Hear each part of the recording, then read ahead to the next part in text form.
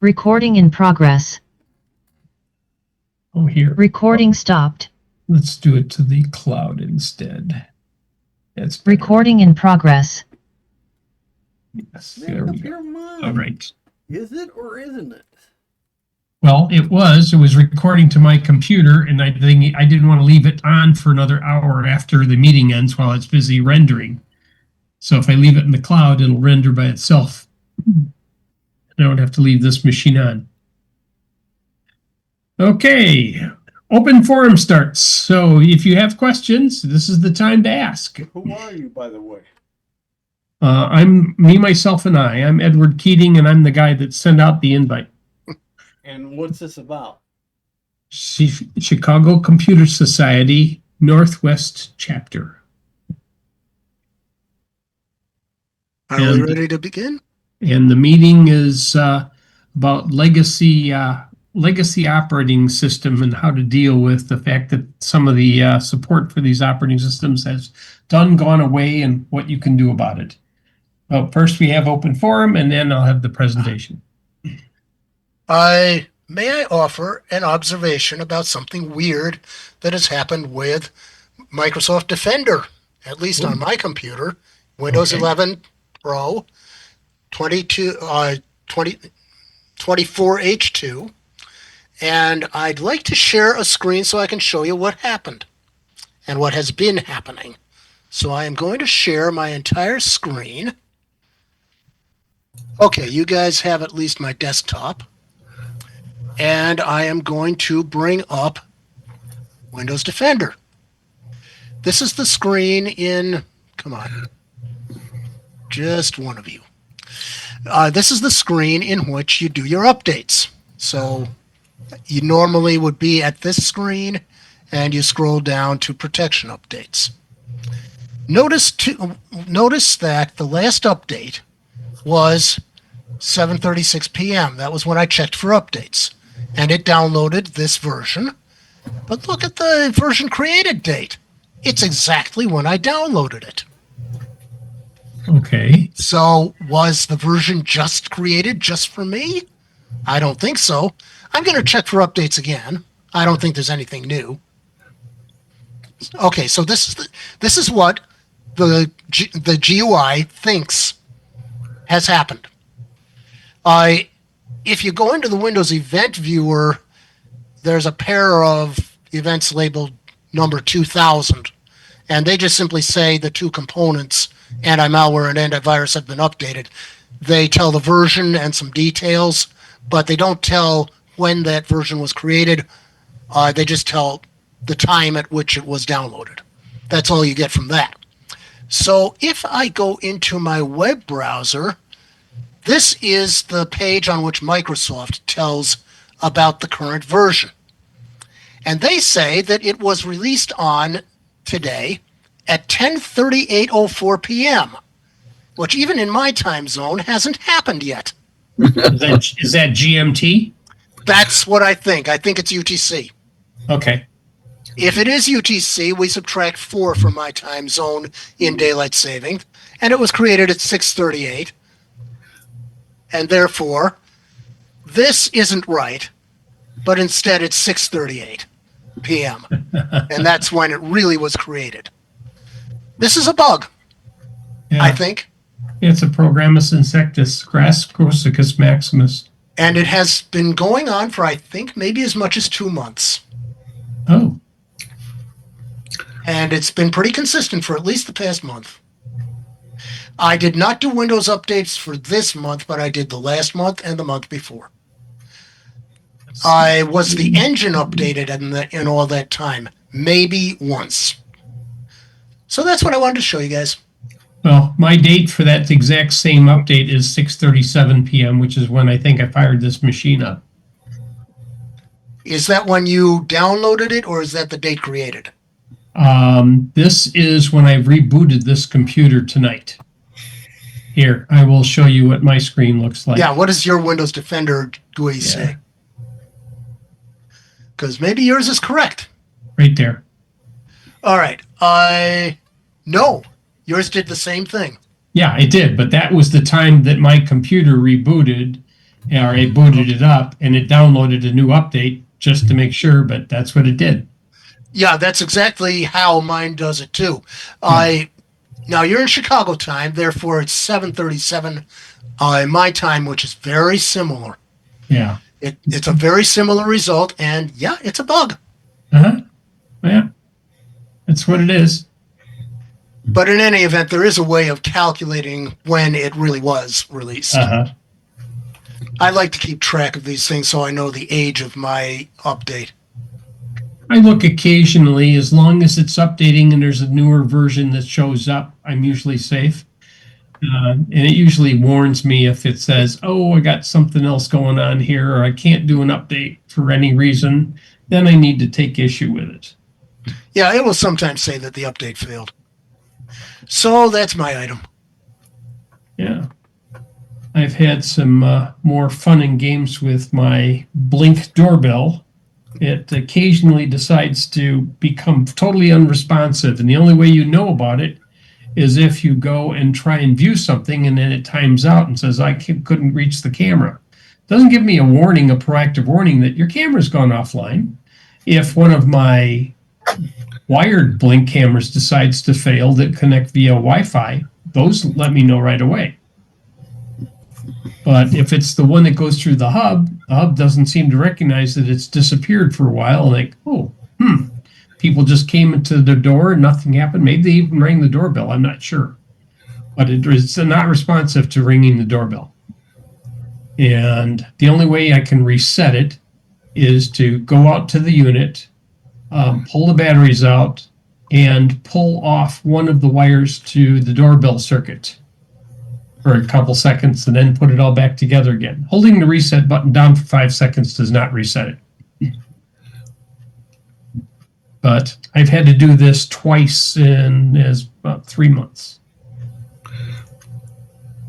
Could be, power glitches and stuff like that could cause it to have some issues, but since it runs off of batteries most of the time, there's probably a software error involved as well.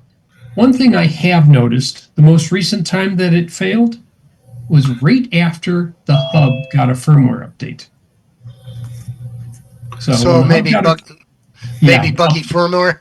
A bug when the firmware update occurs that it can't reconnect to the doorbell for some reason. And I have not explained this to them to say, hey, you want to give me the diagnosis so I can go in my hub and then pull out any sort of significant details on it? I do know that the hubs do run a version of Linux that's on them. And there is a way to tie in and to basically log into the units on the older hubs. I have some older hubs lying around that I could dissect and utilize for that kind of work. And I have obtained the TTL level serial interfaces that I can plug into a USB connection and then go in and access it and see if I can get a command prompt of some sort and then attempt to log into it. Supposedly they're trying to block those kinds of accesses, but they hadn't been successful on the older units, and that's where the compromise had been published. Okay, took care of that one. Anybody else have stuff to share for open forum? Is everybody ready for 114 days from now? When Windows 10 goes out of support?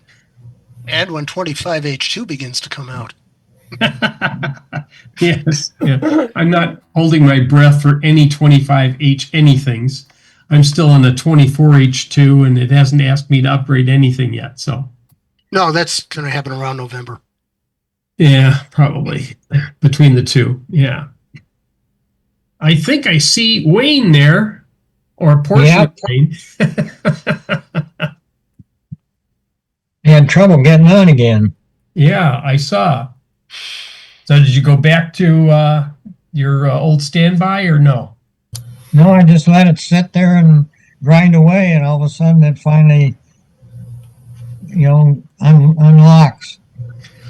I have we have an acquaintance that they joined via Zoom on their a relatively recent Windows 11 machine, but occasionally during the Zoom session, they have it set up to play on a TV and move the camera over to the TV so that the other people can contribute. The video goes out. And if they click the video back on, it jumps back on again.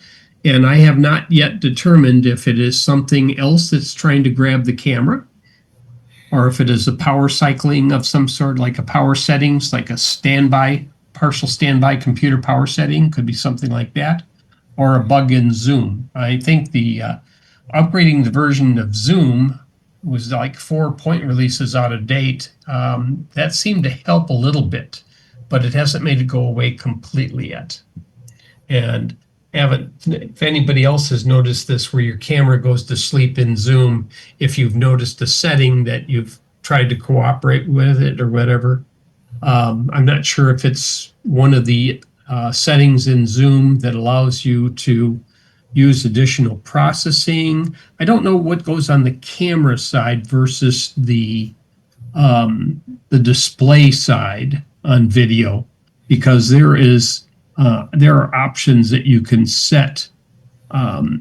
Let's see, where is the one that I'm looking? Recording, share, accessibility. Well, for one thing, you can select a camera, which is a video source. Yeah. Personally, I use a virtual webcam from the split cam utility. Mm-hmm. And that used to cause Zoom to have fits, but it's perfectly fine now. There were some driver updates and software updates with the virtual webcam. So, video settings. Yeah, I was looking for the video settings. There is some other stuff that's there that allows you to control some of the. I'm looking to see if it shows me some of the options on there. Meetings, and meetings. There are things about HD video. Yeah. Which could affect some people. There used to be advanced features. And I don't see the location in the settings where they hide those. They put them in different places. So now I'm not sure if video. This says video and screen sharing. It doesn't have the same options that other than running a test meeting. Yeah. Video and effects. I'm running Task Manager, and I notice the thing that jumps up to the top that's chewing up the CPU is when this is happening is my Advanced System Care program, 32-bit. I don't know what the heck's going on, why it's running a 32-bit on this 64-bit program.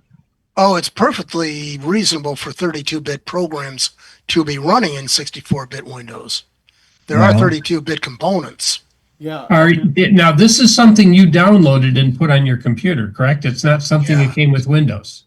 Oh no, I've been using Advanced System Care program for years. Sometimes, and if you run your Task Manager in administrative mode, you can put the priority down for that lower, so it has less of a priority, so it doesn't take away from Zoom while Zoom is trying to do what it thinks it's doing. Yeah, well, I think what's happening, it's doing its when I first open up, it's doing its check on the various different things that it's looking for, and then it finally backs off. And I think when it backs off, that's when all of a sudden I finally come back on, and it's hanging up. Does it automatically do some kind of scanning upon boot? Or even some pre-boot scanning, some of these do. Advanced System Care is running all the time. Yeah, it's always running in the background. And one of the reasons is as a safety feature, security feature. Yeah. And what kind of processor is your computer currently utilizing? An Intel Core i5. Core i5. And I'm assuming you're running it with at least 16 gig of memory? I've only got 12. 12. Depending on how your video card is working in this computer, whether it shares the main memory or not, if you have a high def screen, like on this particular machine with 16 gig of memory, it carved off 5 gig just for the video. Oh, So wow. my 16 gig machine is like 11 and a half or something like that. I've seen as high as 8 gigs on the shared memory. And you can check and see there are settings in Zoom that will tell you on the statistics. I think it'll tell you how much it's actually using. Yeah, it tells you how much memory Zoom is using. Yeah, Zoom hasn't been using a lot here, but it'll tell you on your throughput as well some of the things, how much it's sending and receiving. Yeah. My Zoom is using a gigabyte of memory just for the Zoom app. Oh, see, no, mine's only using 476 megabytes. It just jumped down. Now it's 400. Now it's 483. You criticize it and it responds. It AI. listens. It heard you. It's an AI thing. Yeah. AI. Don't show him what we're using. We're Performance. analyzing his thought process and background. We're reading his facial images and knowing what he really meant to say. But first of all, my graphics are shared, and my memory is 16 gig, and it rarely is above 50% usage. Mm-hmm. And in Zoom meetings, it doesn't go much higher. There is a listing in the Task Manager performance of GPU, and that's my shared graphics. Uh-huh. And it's in a Zoom meeting typically around 60% of the allocated GPU memory. So, or GPU, whatever it is, performance. So that's how it works in mine. And if I had less memory, of course, these resources would be taxed more. Yeah. And Yeah, I do minimize what programs run in the background. Yeah, my Zoom is only using 2% of the CPU and 630 megabytes out of the 1168 gigabytes of memory. Okay. Right, paste. Well, I think it's my Firefox that's using up the biggest part of memory. And is that the browser you're using to come in here? Yes. But once you're in the meeting, you don't need that browser. In other words, you can put your browser to sleep while you're in the meeting. That's Yeah. what was mentioned in the last meeting. Yeah. Because you see, When you Go say to sleep, Bob, do you mean you can actually close it? Yes. I would minimize it because that has the same effect as putting a tab to sleep. But you could also close it. Yeah. I usually leave my browser open, but minimized. And mine's a Chromium-based browser. Mine's Chrome. The other thing is you want to keep the number of tabs you have open to a minimum because each will open a new process. More so in Chromium-based browsers than in Firefox, but Firefox does it too. Yeah. Well, I only want one tab in Firefox, and that's my email. Yeah.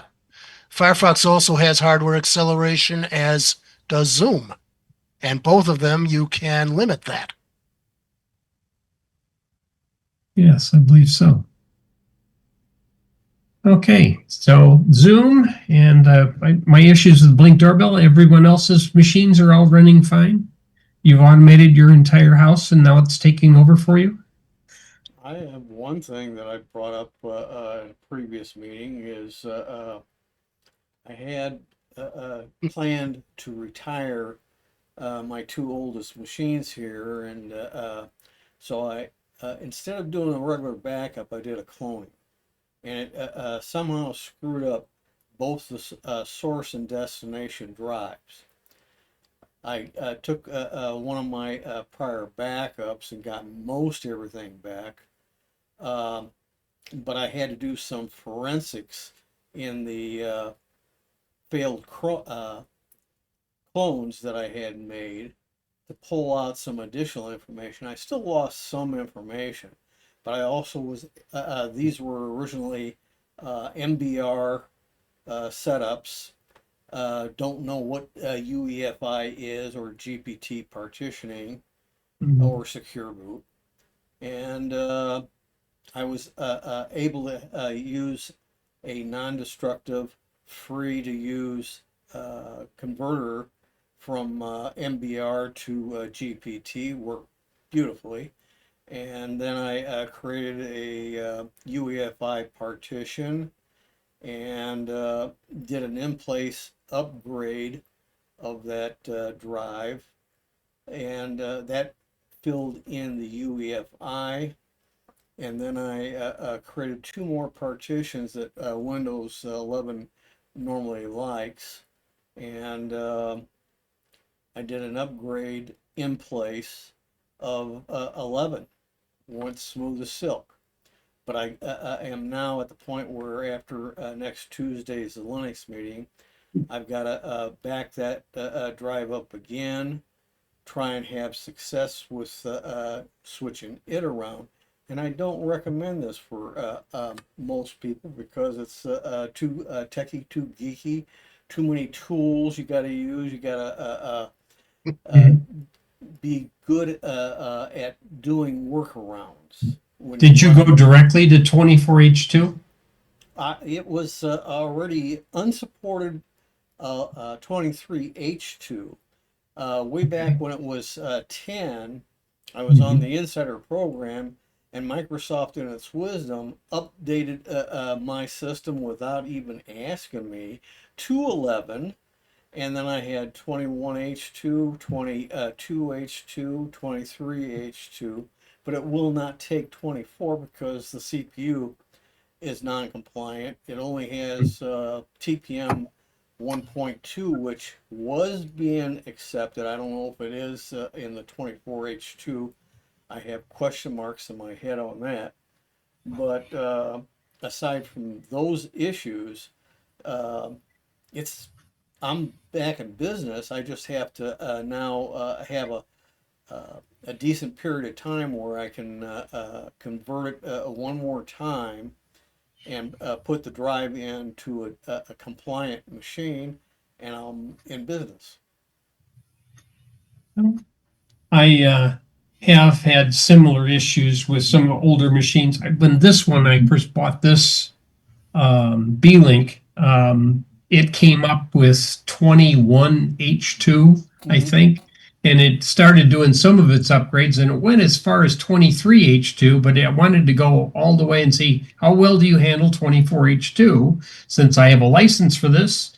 And I used I think it was like the troubleshooter, and let it inspect it. It says, yeah, we can install this. So I turned it loose, and then I had to figure out how to get some of the drivers I wanted that didn't want to play nicely until I had the right protections turned off. But then I was finally able to discover the right ones, and it's been working okay. And I'm considering what I'm going to use for my next machine to replace some of my laptops. So I've been looking at typically Ryzen laptops, Ryzen 5 minimum, maybe Ryzen 7 is be preferred, at least 32 gig of memory. But of all the machines I've been looking at, none of these are actually being sold on Amazon by the manufacturer. They're all machines that they don't say refurbed, but refreshed or some other buzzword. It's only got a 30-day warranty. They have, and some of these machines are a little on the ridiculous side. It has 64 gig of memory and a 2 terabyte drive on an i3. Right. And you not only have that, but if it's a mini computer, the prices are sky high. If it's Yeah. AMD processor, it gets even more ridiculous than an Intel processor. Well, I've seen a bunch of them that have the either the one point the less power intensive i5 and i7s. The 1355, I think, is one of them, and then 1250 something on the other, which are ones that will run as low as 1.3 or 1.7 gigahertz. And they're designed for laptops because you look at the power adapter, and the power adapter is a 45-watt power adapter or a 65-watt power adapter. Right. And it's not going to be pushing this thing to overclocking with that little power supply. Right. It just is going to be incapable of running anything very quickly. So I'm looking at ones that might be a little bit larger. Maybe they have 100-watt power supply, or at least a 65, maybe 100, and they have usually a Ryzen 7, and it might be a 5700 or it might be a 58 series processor. But I have yet to find reasonably priced ones from the Dell site with that much memory. They'll ship you a 16 gig, but 16 isn't going to cut it anymore. You're going to need at least 24 or 32. May as well bite the bullet and get it now, and then don't have to worry about this for another 7 years. And then it'll be too small again, and you probably will have to replace the hard disk before then. It's going to be a solid state drive because nobody's putting hard disks in these machines anymore. So, and I've looked at the MSI units. Some of the MSI gamer machines might have a little bit, more substantial cooling and other stuff. That's what I've been looking to see. Can we keep their cool? Because this Ryzen 7 is like cool as a cucumber right now, even though I got everything turned on so it can go as fast as it needs to go. But its power supply is built in, and it's like a 50-watt power supply. So you have to also watch Apple's products. And the reason I say that is because they have customized SSDs that you can only get from Apple, unless you're able to get a used one as big or bigger than the one you currently have. Mm-hmm. So that's a gotcha.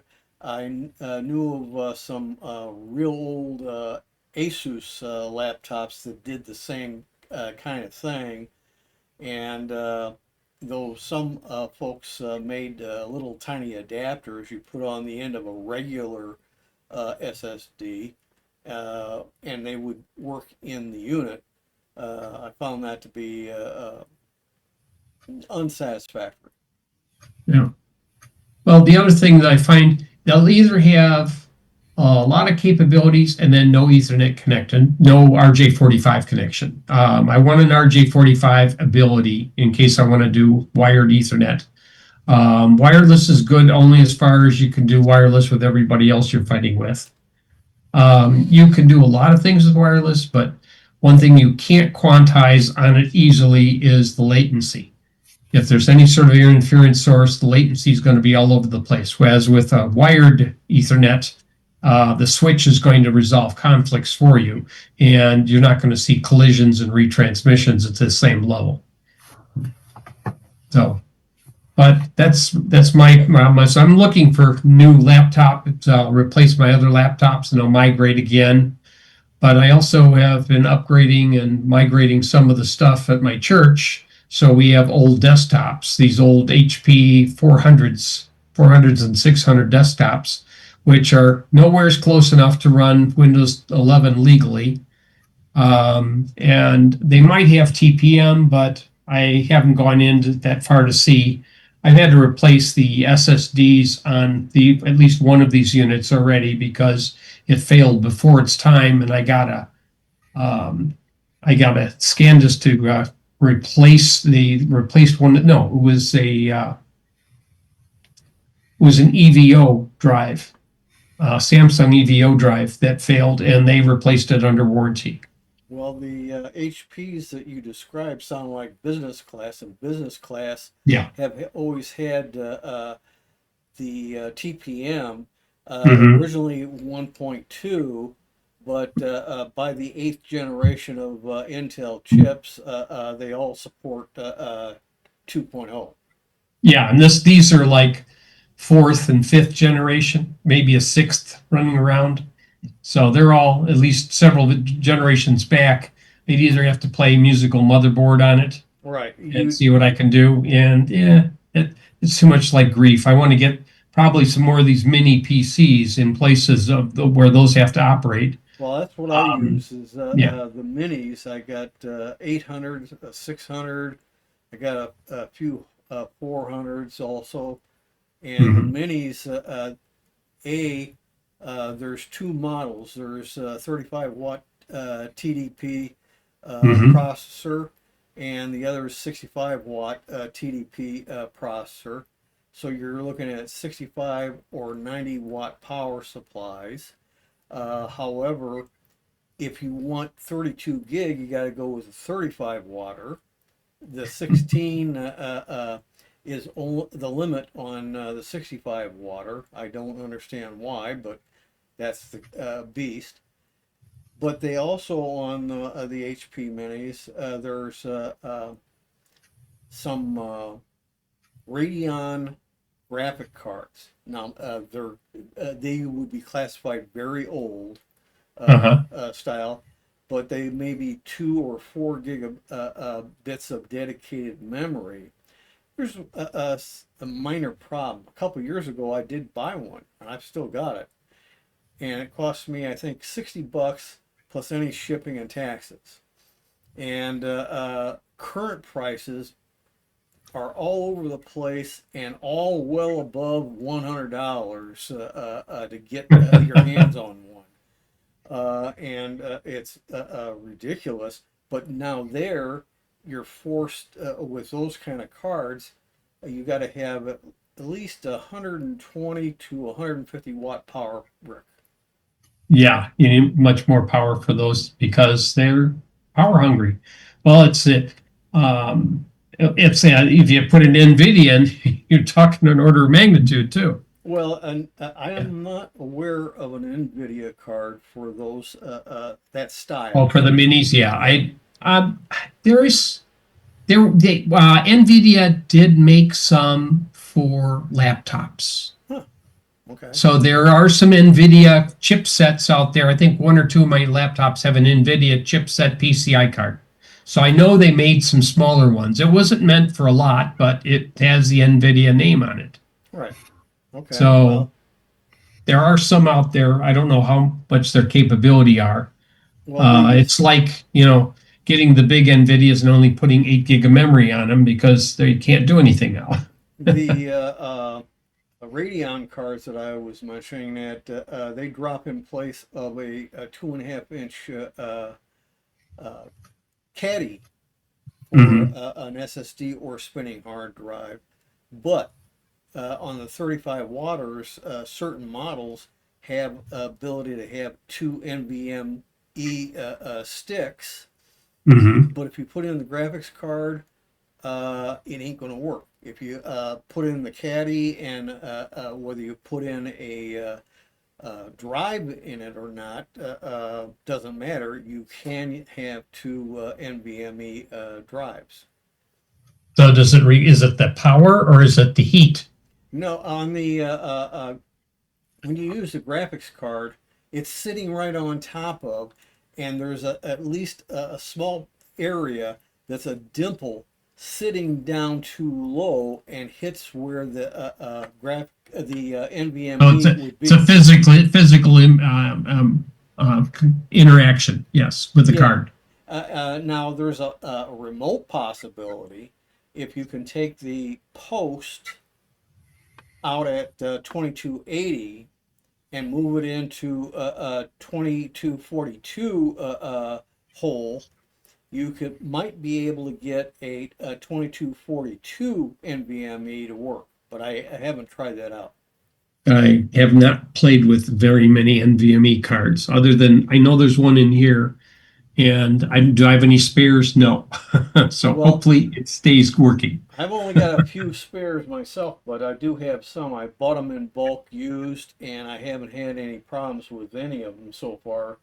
But I do happen to have one machine that I bought that had a 2242 500 gigabyte, but I haven't taken it out and tried it out in the machine with the graphics card.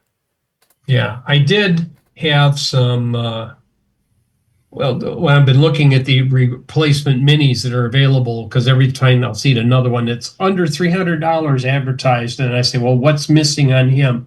Either he's a 500 gig, he's not a terabyte, or he's 16 gig and it's not 32 gig. So I'm looking for the combination of those, and oh, this one's out of stock. And it's out of stock, you're waiting for it to come in on the ship. Well, you can look at eBay, but also occasionally something will come up on shopgoodwill.com. Okay. The only thing about shopgoodwill.com is they only ship from their warehouses in probably every state, one or more of them, and they use only FedEx.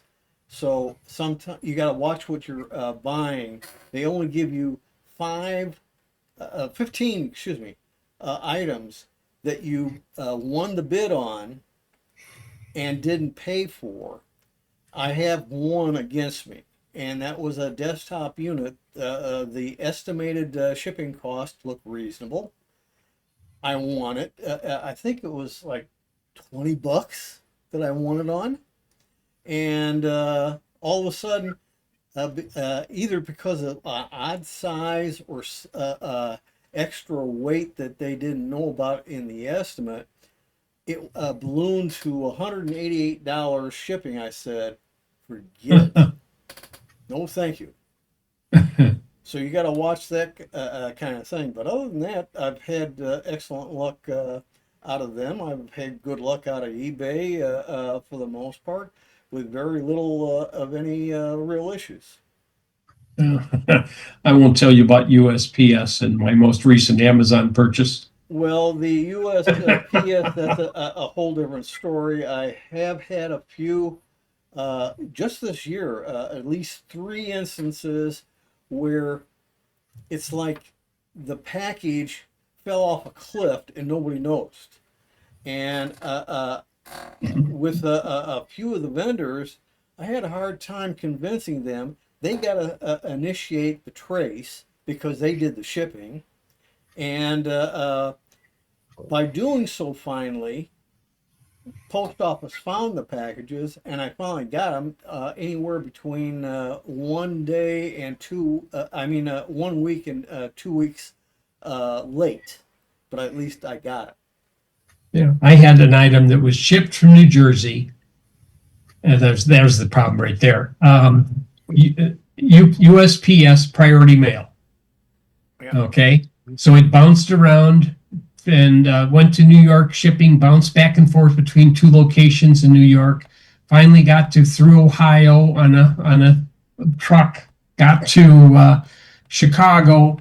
Bounced around at a couple places in Chicago, went to Palatine, went to Barrington, went back to Palatine, went back to Barrington, and finally got delivered 2 weeks later. Yes, I've seen this bouncing around. It's the new efficient USPS system.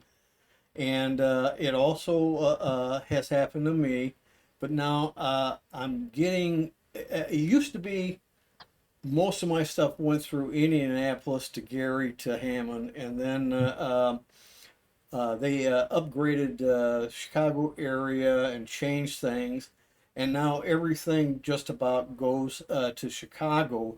But I've recently had one go through Indianapolis, and then it went to Gary, and then believe it or not, it went for 1 day and to Fox Valley post office, and then came back to Hammond. Well, I've seen this package, when it finally did get delivered, it was in another plastic bag with the apology letter from the USPS saying it was damaged in transit. You might not have all the parts that you needed, with this because one of the parts was sticking through the plastic bag, both plastic bags. And I'm thinking, okay, this is nothing more than a chute for my Toro lawnmower that is very fragile anyway, and they break when you just look at them wrong. But fortunately, it's got enough of it there that I won't have to worry about having them replace it. At least not until I break it. When I break it, then I'll do it again. But I've ordered the same thing 3 times. This is the Yeah. 3rd time. Yeah. With packages, there's a phenomenon in the postal system called looping, which usually means there's been a misscan or there's a label that can't be scanned correctly. Well, I looked at the label. The label looked pretty good, but it's on an irregular surface. So if Yep. you just scan it and it's got a crinkle in it, it might go And somewhere else. Also, those plastic packages are very prone to being damaged. Yeah, and for all It I doesn't know, matter who ships them. it pretty soon we'll have to say, I'm sorry, your package has gone off planet for a bit. Yeah. Yeah, it might. Yeah, I've been waiting for that for a while too.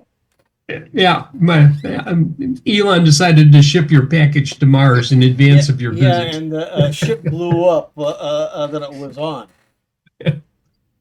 Well, we've had entire delivery trucks fall off of a ramp on one of our local highways and end up in a river. Hope it was waterproof. They got most of the packages, but some of them were damaged. Yeah. So these things do happen. But, that's the hazards of having a supply chain. Anyway, if you really want a modular computer, there's a website called Framework. Frame.work. I've seen that reference. Yeah. And I've looked around it. I poked around. It's not cheap, but these are do-it-yourself. They are modular in design. And so you can replace components or upgrade components whenever you're ready. They almost never will become obsolete unless the power supply becomes obsolete. You can even pull the whole motherboard. And this is in a laptop. And you can replace that. And almost all of their parts are replaceable as long as the company continues to exist.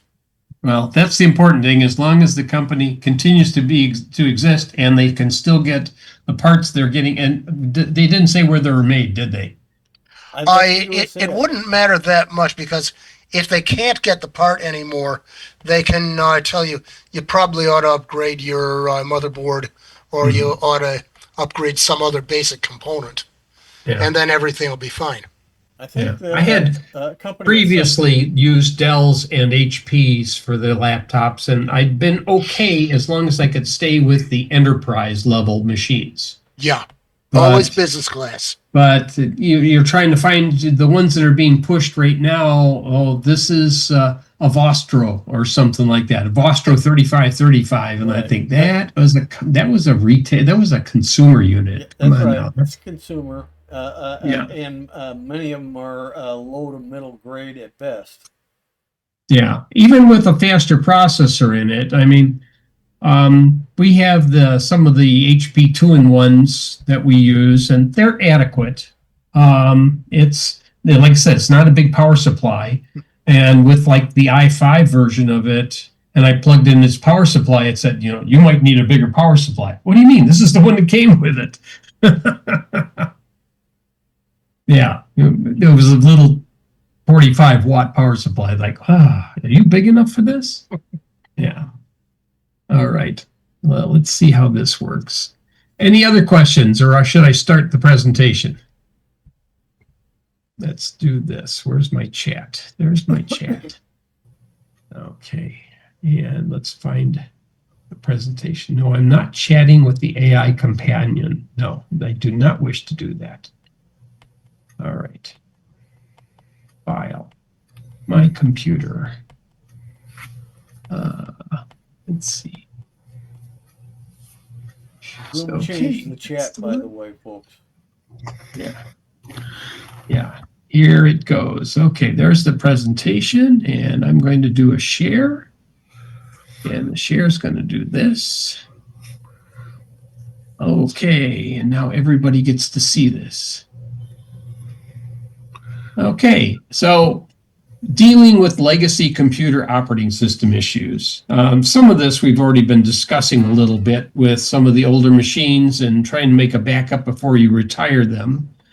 But you might need the information that's sitting on these machines, and particularly if the operating system is retired as long or longer than you are, and may have legacy programs which are never ported to newer systems, or they became deprecated and they're no longer available.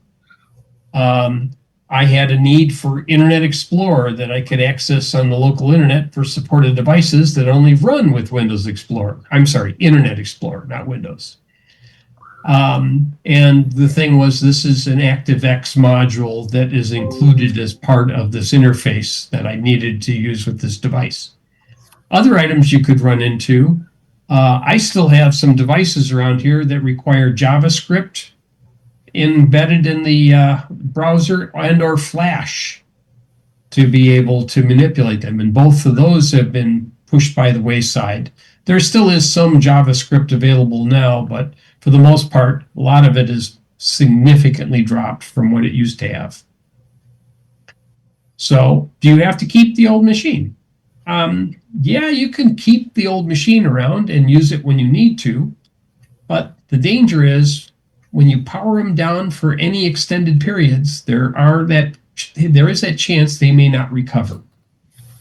I found that leaving a machine connected to AC but powered down usually keeps the keep alive battery from failing, preserves motherboard functions, it keeps proper time. But some things like older hard drives might develop issues called stiction, and they may not want to start up and spin up, at least on the first try. Sometimes you can try several times and they will eventually come back. Or you take the drive out of the machine and physically rotate it quickly without dropping it, seeing if you can get the platter to spin. And you might be able to get it to come back up again. But in which case, I would suggest you make a backup of it to some other sort of media that's not as old as this computer. The old machines do run the software, so if you have a working older machine, that should be okay for your plans. The problem is how much space do you have to keep older machines around? Other alternatives. Some machines can be archived into a virtual disk and then run into a virtualized environment. You might need the ISO image for that OS if you tend to use this plan. If the machine is not exceptionally large, you can archive the information with at least one of tools. System internals will do it. Disk to VHD will run on the current machine and make a VHD on an external drive that you could use for use as a virtual machine. And it will take any of the partitions, including the hidden partitions for Windows, and make that part of the VHD if you need it. If you don't have to use your working machine to create the virtual image, you could use another machine, same operating system, just use it to make a version of the operating system that runs in a virtualized machine, and then put your other programs that you need to access stuff onto that. So in case one is really filled with all kinds of stuff you don't need to save, you could take another machine and save it away. Win 7, you're probably a winner. Other are alternatives. Yeah, for some kinds of uses, you could always do your higher-end boot disk, and there's versions for UEFI and non. I haven't tested the UEFI version. It's a WinPE environment, and it can do some things, but not a lot. You can still find Internet Explorer 11 for Windows 7 machines downloaded at Microsoft. But if you're going to grab this for any reason, I would suggest you do it sooner rather than later, because Win 7 is not supported anymore, and this could just as easily disappear as it did for the Windows 10 and 11 machines. Yeah. And the Internet Explorer mode that's available in other browsers does not always reliably work with ActiveX extensions. It depends on how they were written. If they're written to run Internet Explorer and they try and relaunch Internet Explorer in admin mode, then it won't work with your ActiveX extension.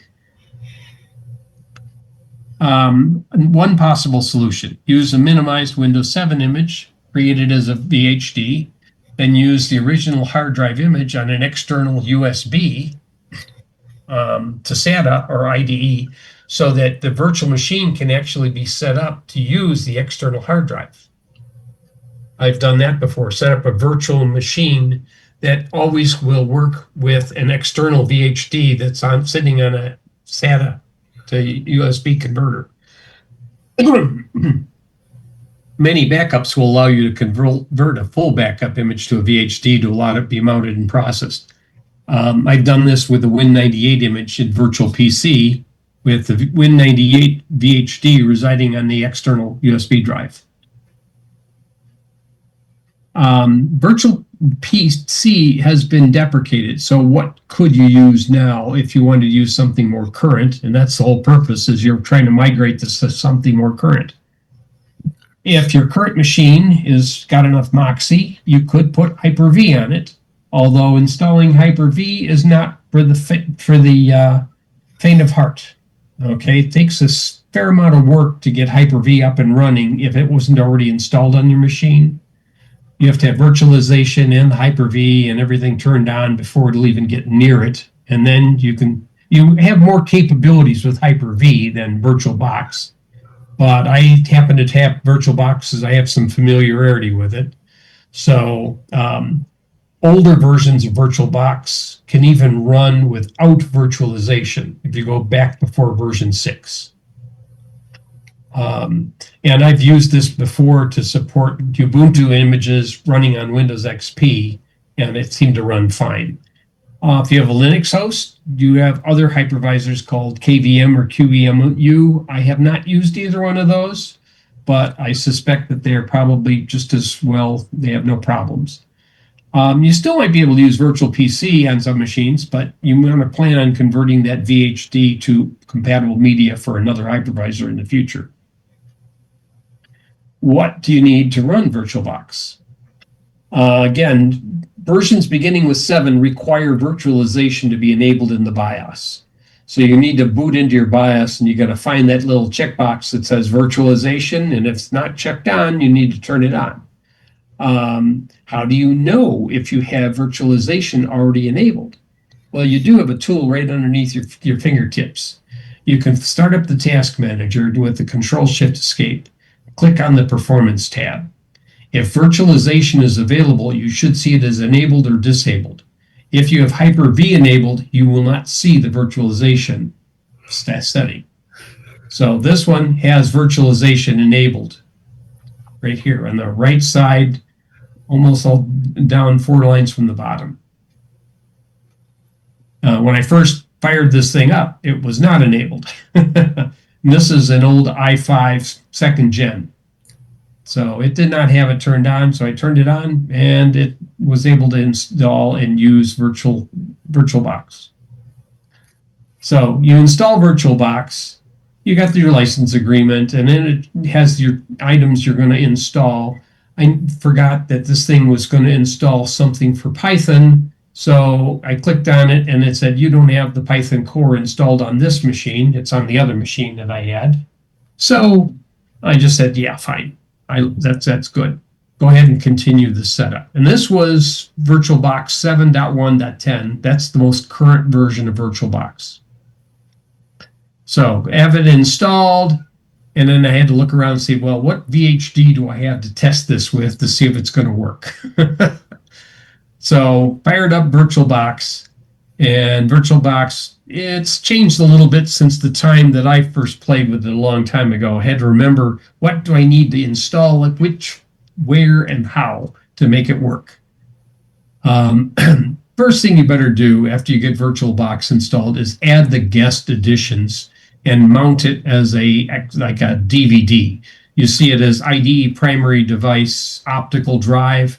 There has the virtual guest editions, because you need to get that in there to get some of the drivers to make things work a little nicer. I had an XP image that originally came from the XP on Windows 7 mode.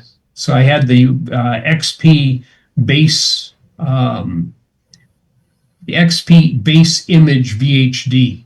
Another one that I had, it would not allow it to load for some reason. Either it was too big or something it didn't like about it. I'm not sure which. So I was able to load it with the base image and it fired up. And this is Windows XP running on this particular machine. However, one thing of loading an old OS and re-enabling it on some of these things, you might have changed just enough of this if you took a running system and migrated it, that it's going to say, oh, too much has changed. I need to re-authenticate. Okay, authentication for XP requires a phone call. Not exactly fun, and you can do it with other stuff, but it's a pain in the butt. So there is something else you can do. Oh, before I go farther, your default virtual image, when you first fire it up, is going to be set to NAT. May not be the thing you want if you want to run Internet Explorer and access something on the local drive that the host machine is connected to, in which case you want to turn it into bridged mode instead. And then it will be another sister IP address right next to the primary, and you can go and do other things with it as well. And when you have the extensions loaded, this is what the drive looks like when I happen to use Windows Explorer to go look at that drive E, I think it is. And the guest editions, after you click on them, then you install them, they'll be installed and they'll be available for use. If you want to keep it from doing the authentication, one of the things you can do is to use this manual command to disassociate the virtual machine's time from the actual system time. By doing that, time only runs when you're in the virtual machine. So every time you shut it down, it stops the clock where it was at. And when it starts it up at the same spot. So it's like suspending it and going into it, suspending it and going into it. As long as you don't need an accurate system time, a 30-day window for authorization is going to be forever for you. And if that doesn't work, fire up another virtual machine and then go at it again. But you have to go, the way to do with this is you got to go down to the place where it installed the VirtualBox programs and the program files. And then you can use the VBox manage, set extra data. The VM name is the name of your virtual machine, and then this string. And what it does is it takes that string and it puts it into the VBox initialization file that's in your virtual machines folder. And it says, okay, we're not synchronizing time. So every time you reboot up, don't try and synchronize time again. So by doing that, you end up having 30 days of runtime being a very long time. So, and that's pretty much what I had for this. I still have, I haven't gone into some of the other ways you can back up the your hard drive to a VHD. Many backup utilities, when you do a full backup, allow you to convert the backup to a VHD. So you do a full system backup and it makes a backup file. With Acronis, it's a TIBX file, but you can use the utility under Acronis to go ahead and turn that into a VHD and then try and put that into your virtual machine and see if you can read it and manipulate it. I'm sure that other backup utilities will offer you the same capability. One of the system internals utilities, the one that I mentioned, the disk to VHD, will also do that. But it in the past had size restrictions of 127 gigabytes. I don't know if that's still in effect or not. Probably not, but it could still be. And it is you may want to prune all of the junk out before you make a backup or make a VHD out of a thing so that you're not backing up unnecessary information. Because as the virtual disk is utilized, it will automatically grow it as needed in the virtual machine. I got a couple things. virtual hypervisor, Mm-hmm. you have to have Microsoft Windows Pro. It doesn't work Yes, in it home. does not work on the home edition. Right. Yes. The second thing is, for more than a decade, I have been changing hard drives in my old systems to 2.5 inch solid state drives. You have to keep them charged because as they sit there unused for a period of time, they slowly lose the charge that retains your data and programs.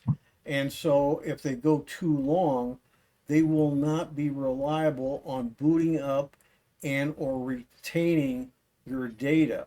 So you have Yeah. to probably about every 6 months turn them on, leave them on for about 10-15 minutes, and then you can shut them off again. That way it will renew the charge on the storage. Yes. Okay. Factors.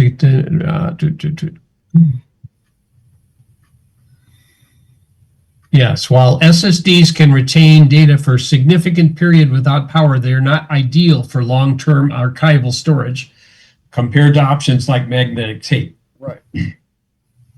It's Yeah. just it varies because there's quite a widespread of quality of SSDs, and as an end result, you may have a high-end one that'll last maybe 2 or 3 years with no power, and somebody else will be lucky if they can make it 6 months. So there's a Yeah. big spread there, and so it's best just to, if you got the SSD, turn it on at least every 6 months and Uh-huh. leave it run 10-15 minutes, and odds are the system will recharge everything in the drive, and it's good for another 6 months at least. Yeah, older SSDs did follow that pattern. The current generations of SSDs may last 1 to 2 years, but why take the chance? It just doesn't take that much time to fire up the SSD and just leave it run for a little while, and then you can have a greater peace of mind. Yes, and that's the key is that it will boot up. It will all be there should you need it.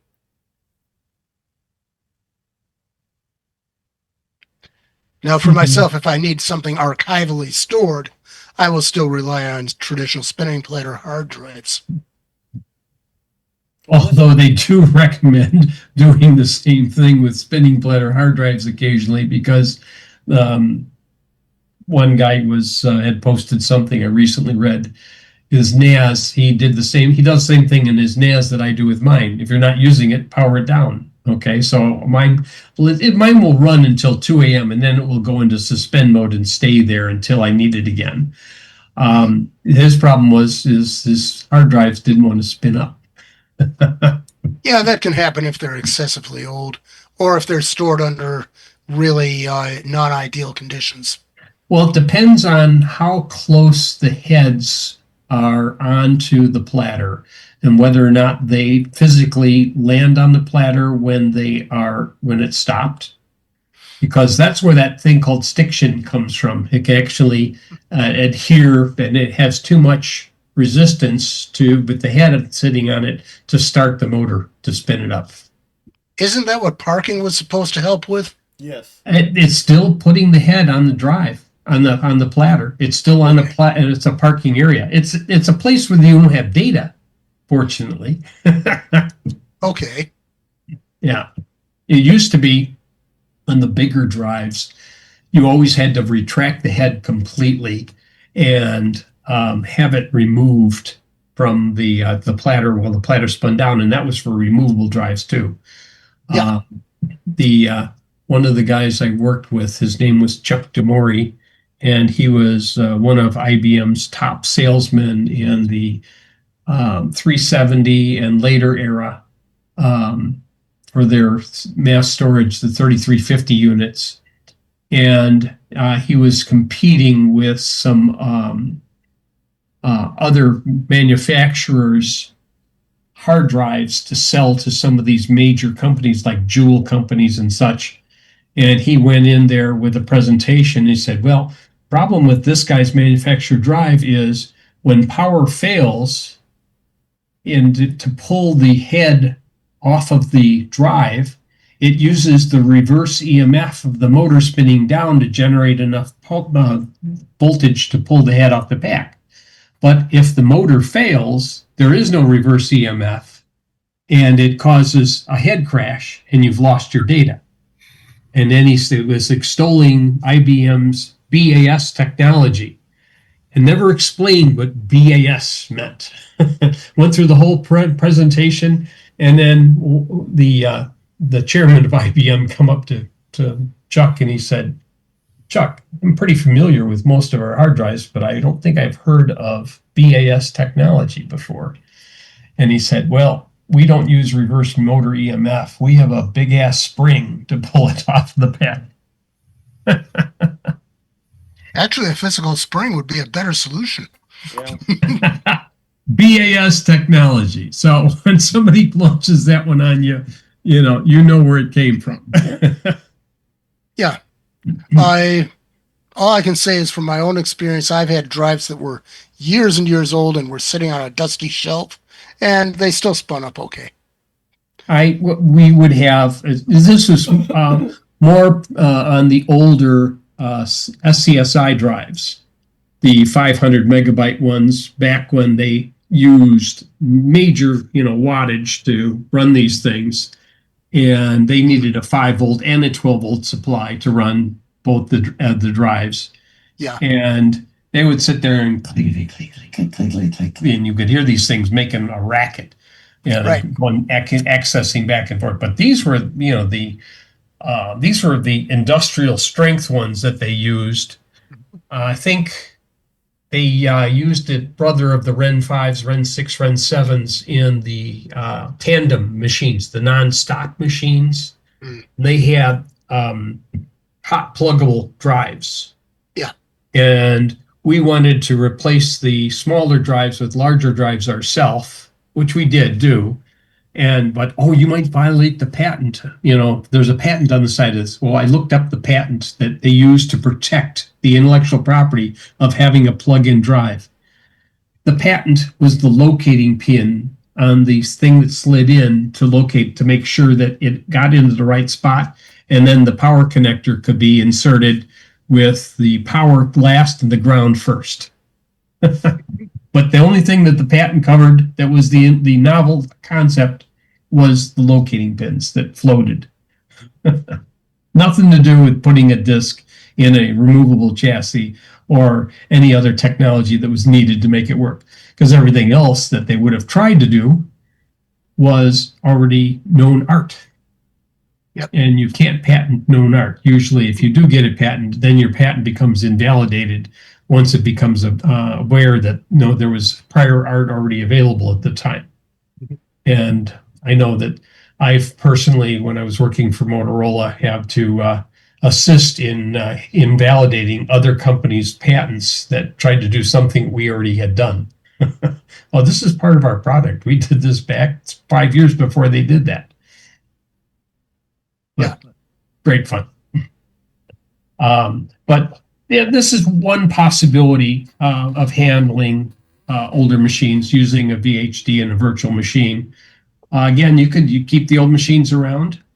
You might be able to port some of the applications to the other operating system, but when your vendor starts to deprecate certain things and physically remove them, then you don't have an option.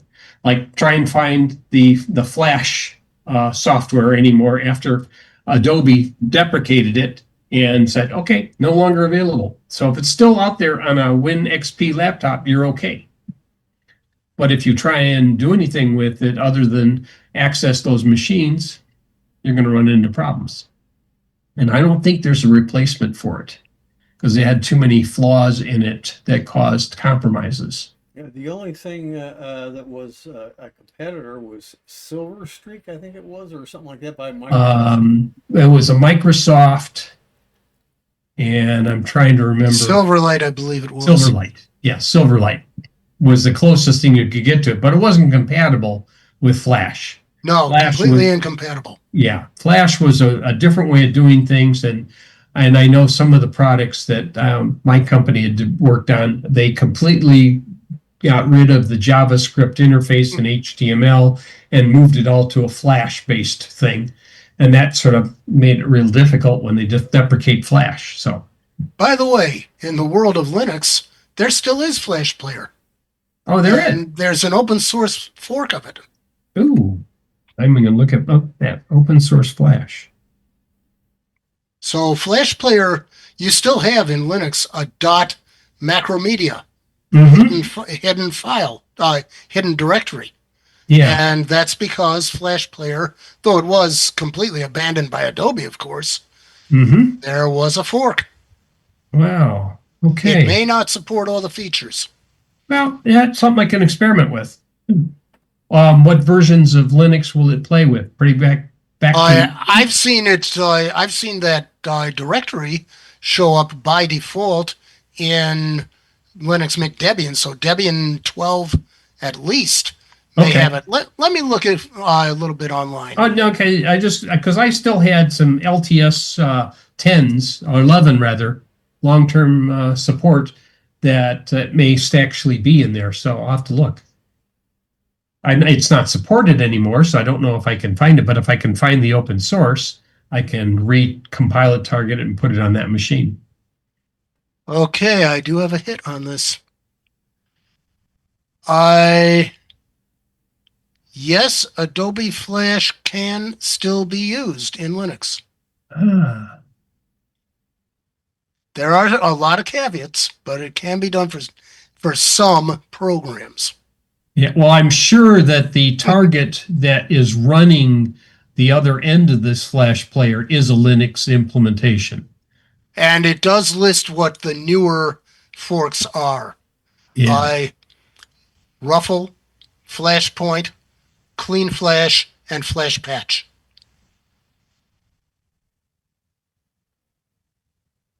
And I'll post the page in chat for you, just so you'll have it. Yeah. That will help. Let me first get the URL, and then I'll get the title. Yeah. Did you raise your hand, Dennis? No. This one references a particular Linux program that uses Flash, but it's applicable to other programs. Okay, cool. Yeah. All right. Any other questions we got tonight, folks?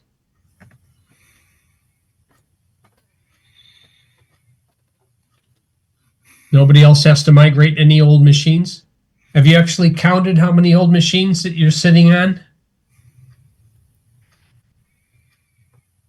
I could probably count about 25 in my basement, I think.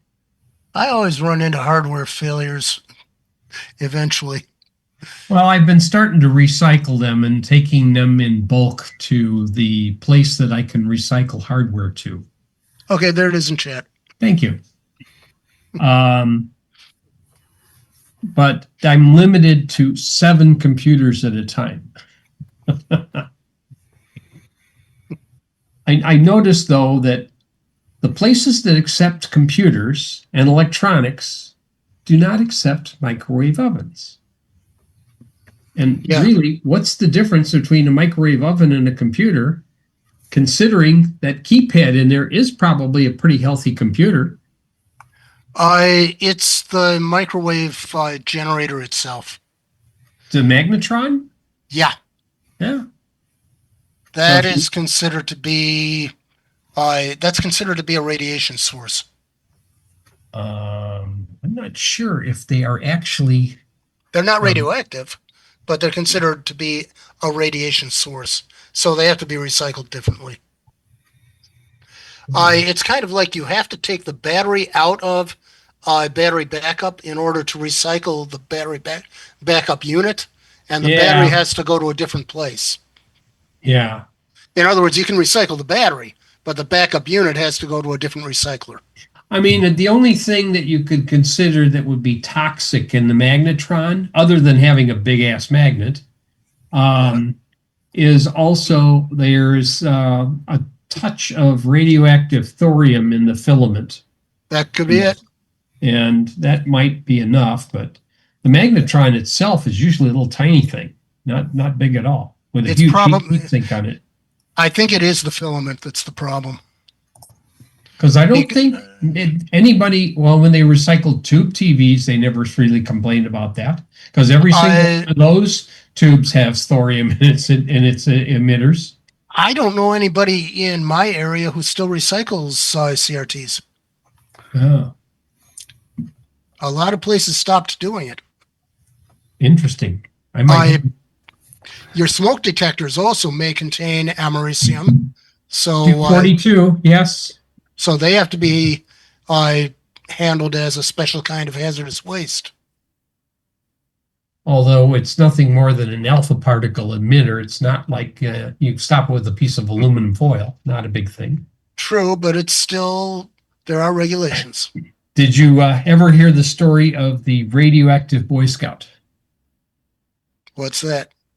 If you look it up, you'll find an old Reader's Digest article, and it probably came from Field and Stream or something like that. This one kid in Western Michigan was really enthused about wanting to build his own nuclear reactor. Okay. So he researched everything he could find. He also had this book called The Big Book of Chemistry Experiments. All right. I'm not sure if I can, or maybe it was the Golden Book. Hold on, let me see if I can. Yes, this is it right here. Okay. Yes. Well, let's do a share on this. But all I'm saying is that there are certain things that you have to take you have to take some of the components one place and other components another place. Yeah. But you can still recycle most things. I had one of these books, and because of some of the stuff he did, there was a time when every copy of this was removed from libraries because people were going to start following and doing the same thing he did. I wonder. There it is. There's a book. There's the book. David Hahn. And the abridged story that was in Reader's Digest was quite illuminating.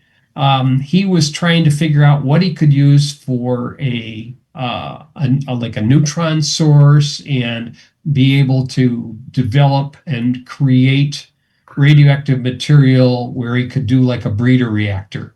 So he started with using something like smoke detectors. He had like about 95 smoke detectors he took apart to get the americium out of it. And he also had thorium mantles from gas lamps that he used to use the thorium. And he also had some pitch blende ore. And he was trying to make this thing work, ended up keeping this in the back of his car, and he got pulled over somewheres. And he had to tell the policeman not to open the trunk because it was radioactive. And that just set off all kinds of alarms, because when the IEC came around and started to see where he'd done all of his work, there was a movie that was a similar type of thing with John Lithgow, where a kid basically builds a bomb in his backyard. Anyhow, all of this kid's stuff in his car was significant nuclear hazard, where it had to get buried in a responsible nuclear disposal landfill, and also they had to dig up half of the kid's backyard. And like I said, a couple of the books. One of the books was that book I mentioned, the Golden Book of Chemistry Experiments. There's nothing really in that book except that It did utilize asbestos paper as part of the things you could make, utilizing for diffusing heat underneath your beakers and such as you heated them with an alcohol burner or whatever. Well, the current administration is poised to allow white asbestos to be used, so it's okay again. It's okay again. We can now take the asbestos paper, crinkle it up, and throw it into the air. White Breathe asbestos, deeply. white asbestos is going to be legal, at least for insulation. Uh-huh. Oh. I think I missed it. What was the Boy Scout trying to make? He was trying homemade to nuclear- develop his own radioactive breeder reactor, make more material, radioactive material by basically a fast breeder reactor. Breeder. Basically makes more fuel than it consumes. Yep. So typically what it does is it uses fissionable U-235 and it uses the combination of U-238 that's with it to convert it to plutonium, or actually Neptunium-239, which then turns into plutonium-242. Yeah. And that plutonium can be extracted and be used for fuel itself because it is also fissionable material. So he was just trying to create a power source for himself. He was trying to make his own. He wanted to be the first kid on the block to glow in the dark. Yeah. And I guess he didn't realize that there are minimal amounts that you have to use to get anything useful. What year did he do that? And how long did he live? I guess those. It was in the 80s, and I think he's still alive. Yeah, my guess is he never got enough radioactive material to do much harm. I take that back. He is No. no longer with us. Oh, Yeah, he died in 2016. I got to see accidental result of intoxication from alcohol, fentanyl, and diphenhydramine. Jeez. So it was it no could have longer a been Boy avoided. Scout. No It was longer a- a Boy Scout. No longer a Boy Scout. Is correct. Okay. But I remember reading that book, like, I had that book. That's why it got banned. Well, Yeah. now it's for sale on Amazon because with the current climate, there's no longer a banned book. Books that were banned are no longer banned, and other books that weren't banned are banned. Yeah. Yeah. God. So hopefully by this time next month, I will have already decided on what I'm going to do with some of my other computers that I have bouncing around, and have converted one of them to be a long-time Windows 7 machine that can only access that one necessary piece of gear that we have to access. I had updated most of our stuff to the last releases, but for me to go something newer, I have to replace the NVR hardware, and that's not cheap.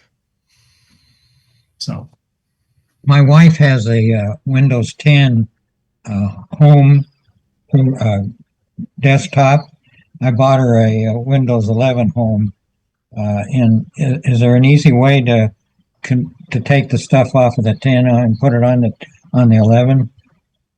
there is a migration tool that is available on Windows 11, but I don't know if they will work from two machines on the same network or if that's only in an upgrade situation. Let me check. Let's see if I can find it. Yeah, there's a Windows way, and there are several third-party programs, most of them paid. What kind of files, Wayne? Well, just Word and Excel and that in pictures. Files only? Programs or the files they create? Well, Word. then I probably have to reload the programs though.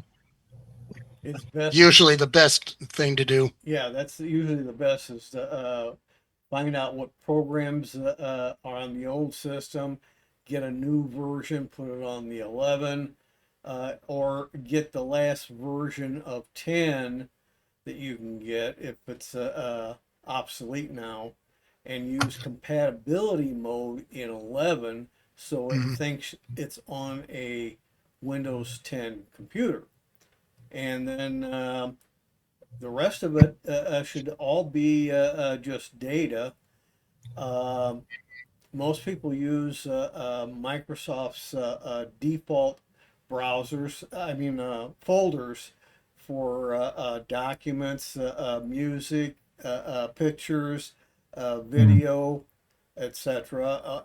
Some will also include at least some of what's in the download folder, and you just copy that stuff off.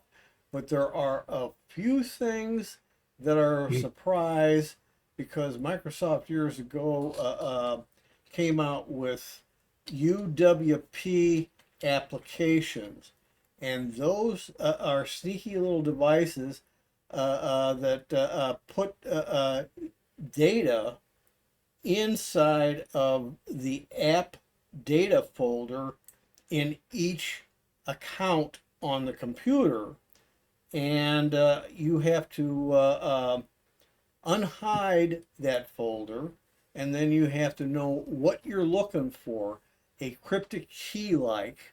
And once you know the right key for the application that made that data folder, you can then copy that, and in some cases put that in the current location in the 11 machine, and it'll work. But it's not a guarantee. What I've done when I've had to move between Win 7 and Win 10, and when I go to Win 11, the same thing will happen. I already had a lot of my information that I wish to transfer all in the same tree of my documents. So Yeah. in that, going through the My Documents, multiple levels of folders and subfolders Right. under that.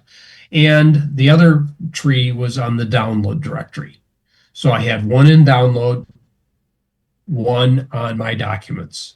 When I moved to Win 10, I just migrated everything from the one to the other, and I did it via a network connection between the two machines.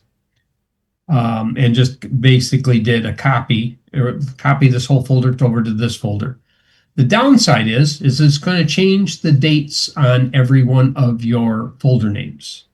Okay. Yeah. If you do a backup and a restore, like do a selective backup and a selective restore, and have the backup and restore program on both machines, it'll retain the dates on the folders. And then I did the same thing on the download directory, except I ended up migrating it to an external hard drive and then plugging that external hard drive into the other machine. So it's got two hard drives. It's got an SSD and a hard drive, and the hard drive retains the old download information.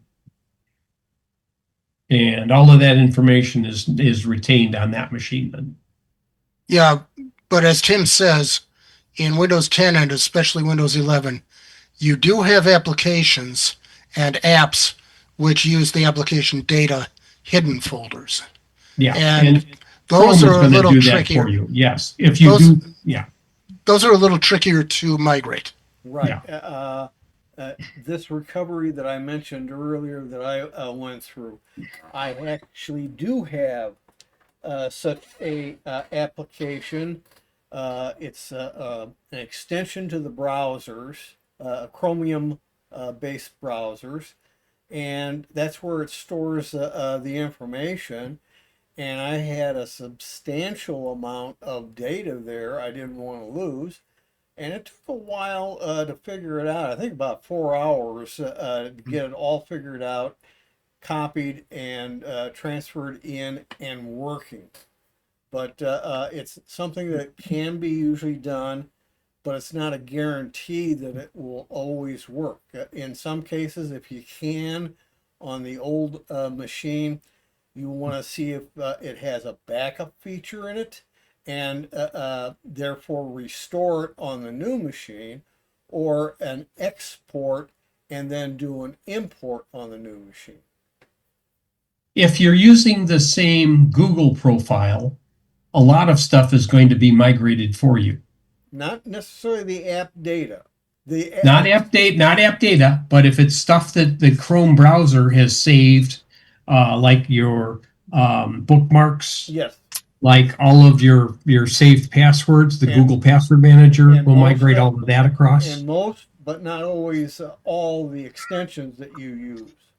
Also, Yeah, you can manually export to a file or files and then import into your new setup. only And if you the feel old- dangerous, you can always just turn on OneDrive and tell OneDrive to start synchronizing all of your files. Yeah. And they will disappear from her Win 10 machine up onto the OneDrive. And then you can go to the Win 11 machine and bring them back down and turn off OneDrive. But the one good But- thing about that OneDrive solution there is that if you do any kind of configuration of your operating system and your application programs, that configuration data is usually saved and restored. If you don't do that, you got to go through all the configuration stuff again on the new machine. I True. thought I'd run Bellark, to at least I know what all the stuff she's got on there. Well, you could. That may work too. I mean, that's a program that's designed to transfer from one machine to another. I don't know if it Bellark? handles.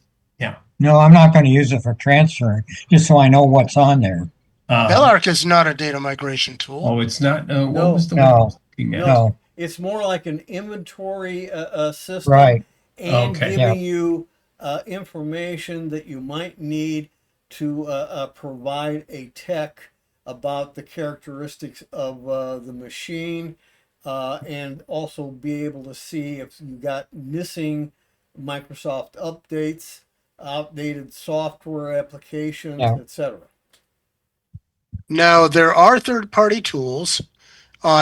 Most of them, if you really want all their features, you'll have to pay, but you can pay a one-time or even a free trial. One of them is from Easius, and it's called PC Trans. And that will also migrate a lot of stuff. I don't know how well it does on these UWPs.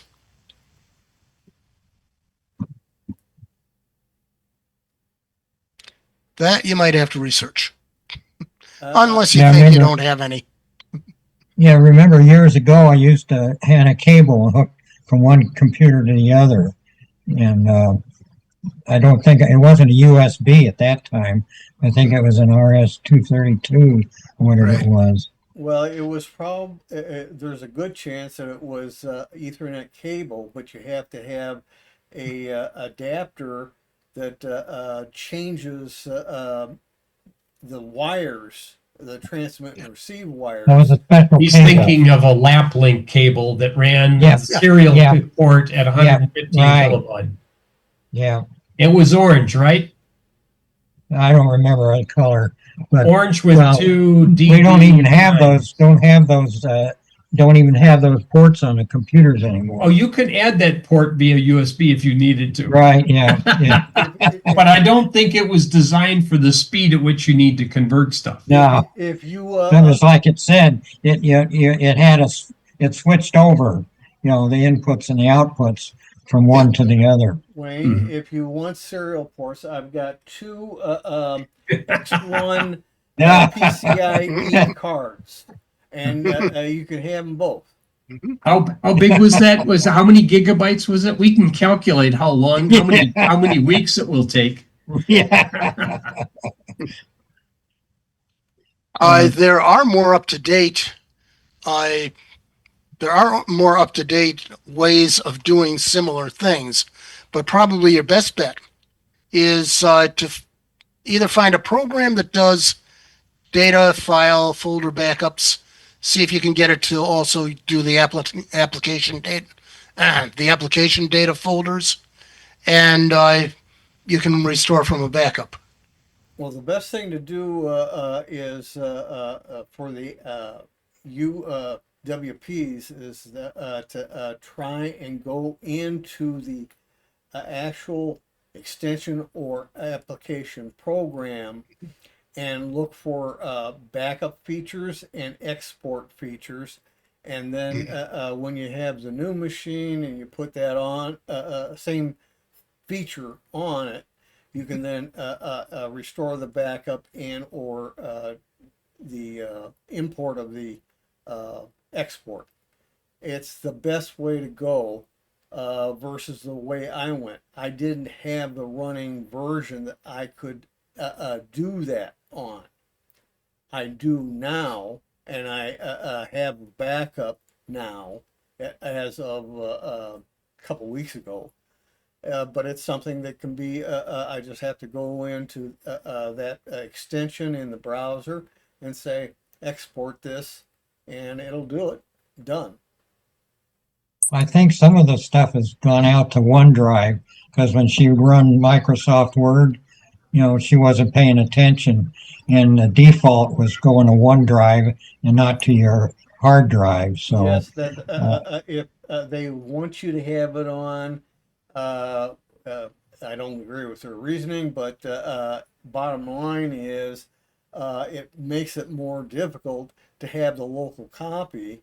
And if for some reason, let's say that somebody wiped out a critical spot in the internet infrastructure in your area, and you've got no internet other than say on your cell phone or something like that, you may end up not able to get copies of your documents to work on the darn things. yeah, She used Publisher at all? no, That's good because that goes away in 2026. Yeah, but No. heck, they already killed Skype. Well, did you? I don't think I had anything saved in Skype except $1.15 or something like that in a credit. Yeah, well, with Skype and that, it was a case where they had the best solution way back when, and they just let it languish and languish until They somebody pushed said, it. Yes. "Hey, this thing's obsolete. There aren't enough people using it. Let's get rid of it." Yeah. Well, if you have a Microsoft 365 subscription, yeah, she does. then you can just install it on the new computer. So it's basically you have 5 installs you can put per user. Yeah. So you can install it on the new computer, and then it's a matter of if she has organized her stuff so that, like I said, you could just move the whole tree over. If you don't care about the date of the directories, you can just have them both hooked up to the same network at the same time and turn on network file sharing so you can see each computer, one from the other. And then it'll be as simple as opening up a Windows Explorer and then checking up, seeing what's available. Let's see if I can show here.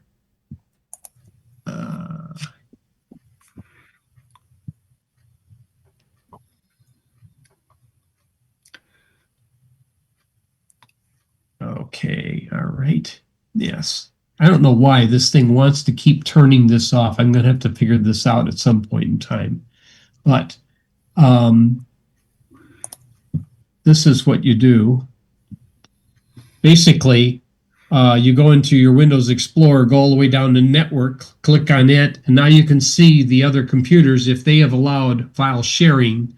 So if I go here, this is what can be seen from the other computer. You can see my C drive, which I specifically shared, and the users. If I go back to this one, I can see C and the D and the users. Remember I said I had an external hard drive that I moved and migrated my old downloads?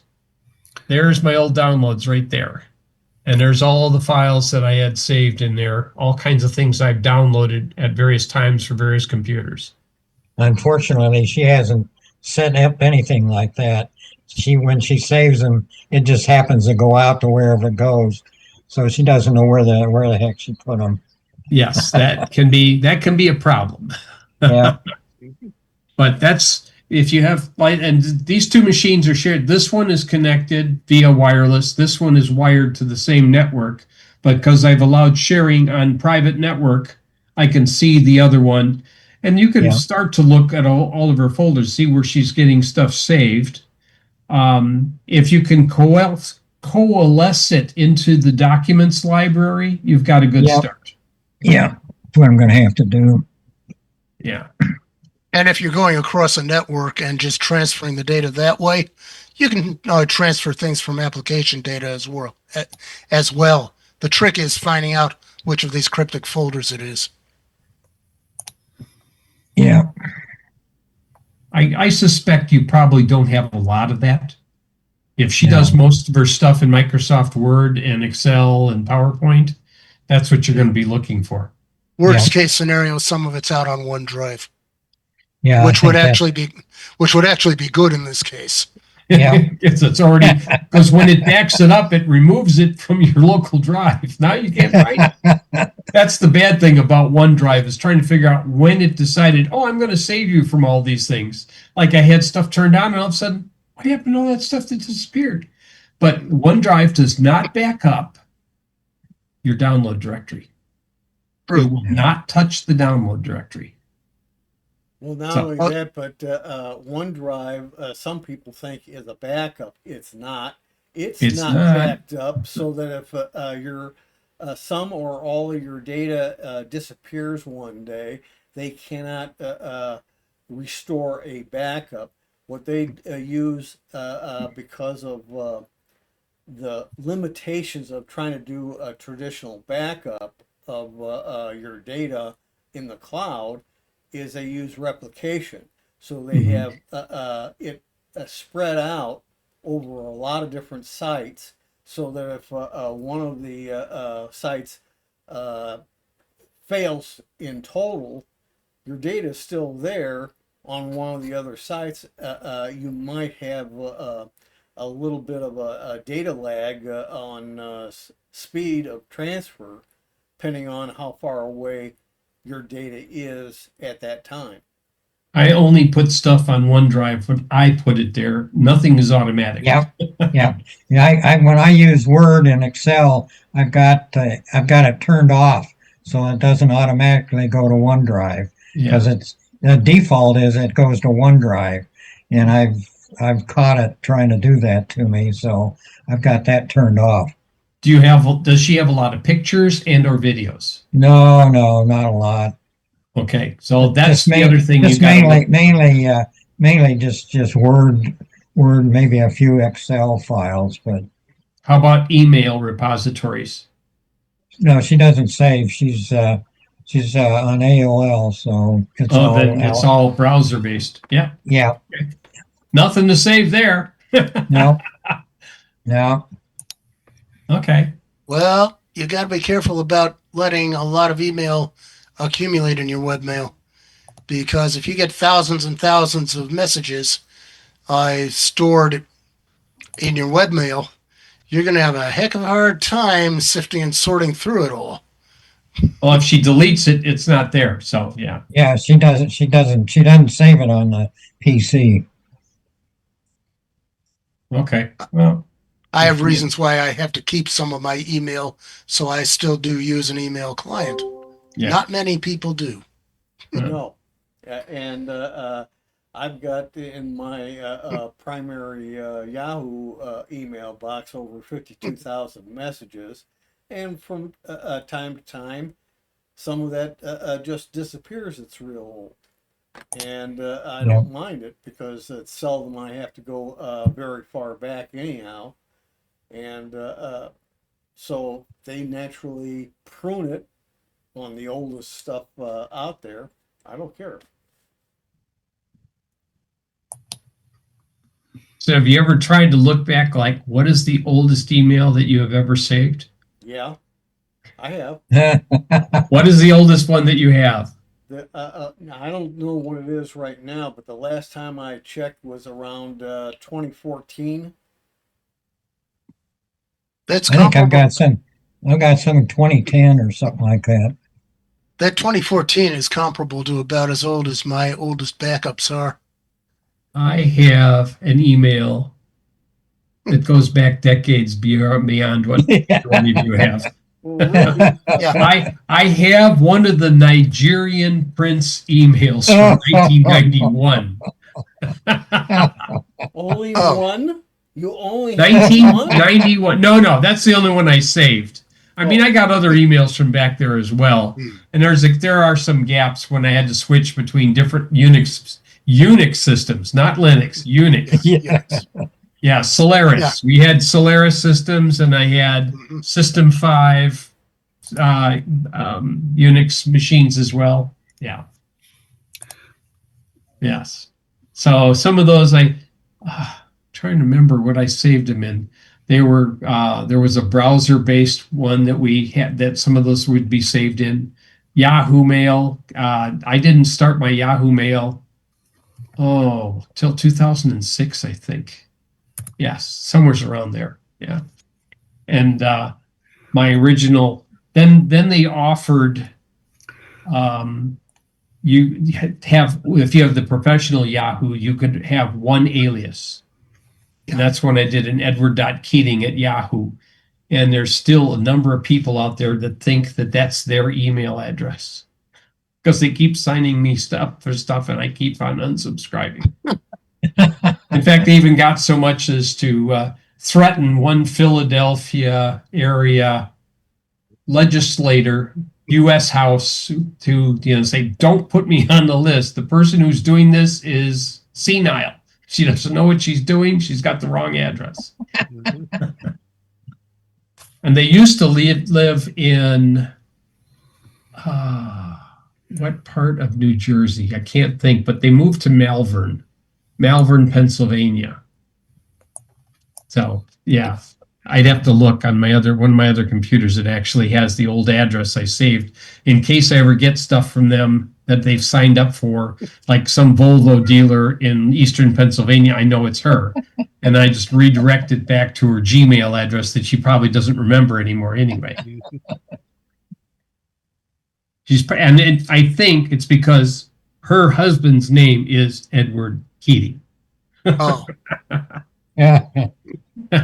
Oh, that's got to be my husband's email. Send it there. Never saw it again. I have never had that kind of problem with Gmail. Although my Gmail addresses are probably unconventional, so they're not something name. My daughter has Andrea.Keating@Gmail, and she got a reservation for tickets to go to the Trump birthday rally in Washington. So either somebody just signed up to block somebody else from getting those tickets and used her email address, or they actually wanted those email tickets and they sent it to the wrong address. Don't know which. well, go ahead and use the tickets and then show up and fly a banner or something. Well, she deliberately didn't want to do that because her husband is actually a legitimate green card holder. Yeah. And she doesn't want to disturb anything for that case. Yeah. Because, disturb the force. They're vindictive, and Yep. Christy does not understand, she's got more, I see more camaraderie in a garden gnome. Couldn't resist that one. Sorry, guys. Anything else that somebody's been doing that want to share with the rest of the group tonight?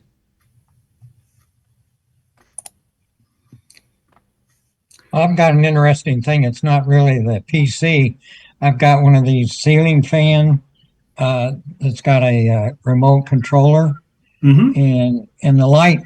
It's got a light and a fan, and the light just happens to turn on and off randomly. So I went on the internet to try to look up about it, and it talks about on my controller. Yeah. That when I open the battery thing up, there's a little thing with dip switches in there. There's 5 dip switches, and they're all in the same position. And apparently, it's picking up, a radio frequency signal that's I don't know where it's coming from. Well, somebody else could have a similar control nearby. Well, it could be in the apartment or the townhouse next to me. Was this installed before you got there? Oh no, when we You installed bought when we Okay. bought the townhouse here last December, my Okay. grandson-in-law Yeah. actually installed this for me. And I didn't see the instructions, so he just put it together. And it says that I have to, if I change the dip switches on this controller, I've got to take the fan apart, and get into the dip switches there. Yep. I believe that. Switches. Okay, Casablanca. It's a Casablanca fan, isn't it? No, it's called Fan Away. Fan away? Oh, Fan Away. I wonder if that's a private label of a Casablanca. No, I don't think so. Look up Fan Away. Yeah. Okay, the dip switches are on the flat surface of the receiver unit. Yeah. There's a receiver unit that you can extract, and it's inside the fan canopy or housing. Wonderful. Yeah. So there's our YouTube videos that you can pull that down and how to change it. Basically, you just want to make sure it's the same on both ends. Right. And it's like you know what that technology came from? No. Garage door openers. Okay. Garage door openers, back when Stanley had a garage door opener about 45, 50 years ago, they had a dip switch, 8-position Yeah, I dip remember. switch. Yeah. Yeah, I remember the old ones. And the default would mean that stuff could open and close. As it was, I had them changed, but I still had a garage door that would occasionally open at my parents' house.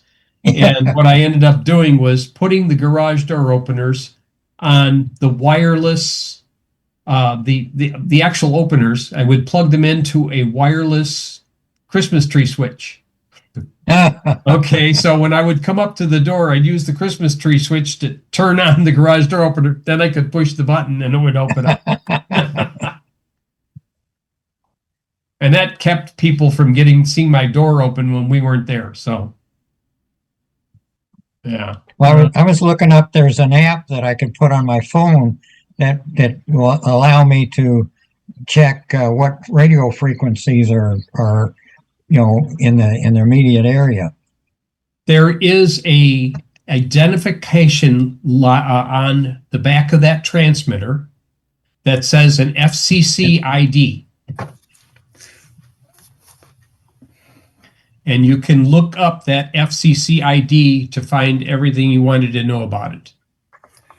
Yeah, it says FCC rules. There's a digit of an FCC ID, and it has 3 or 5 characters at the beginning and then the product code. Okay. I'll have to look. Well, there's a number on the back here, 2421. That's just taped on the back of the controller. No, know what that's something he probably set up. That's probably No, it'll be in the really fine print that you need the big magnifying glass for. And then you can use an FCC ID search, and you can type in the FCC ID search, and then it will look it up.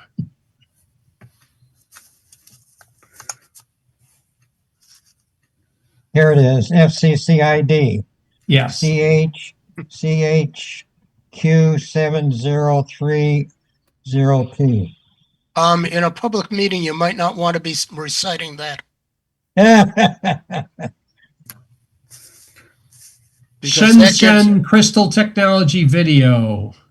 That gives information about your fan that is specific to that fan.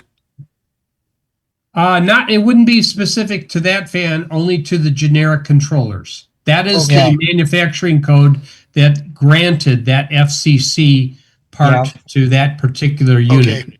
It is a China company. I don't think I'm going to find a lot about it. The grantee code, I'm going to have to use the other thing. Let's see. Let's see, is it going to, there's the short link.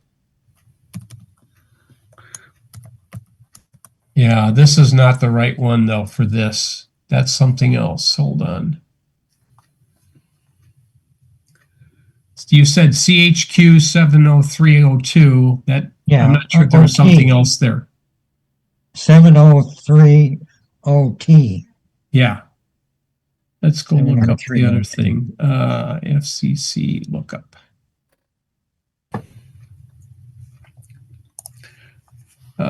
Let's do this. FCC Anyway, OET search. There, that's the one I want. That's the grantee code. Good. CH3 70302. Oh boy. It says this device must accept any interference that may be received, including interference that may cause undesired operation. Well, that's the rule for FCC Part 15. Yeah, Part 15. Yes. All right. Let's do the other FCC.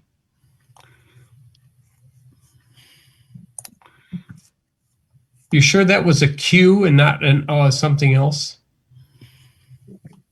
What's the name? At the beginning, the first three letters. Yeah, it looks like a Q to me. All right.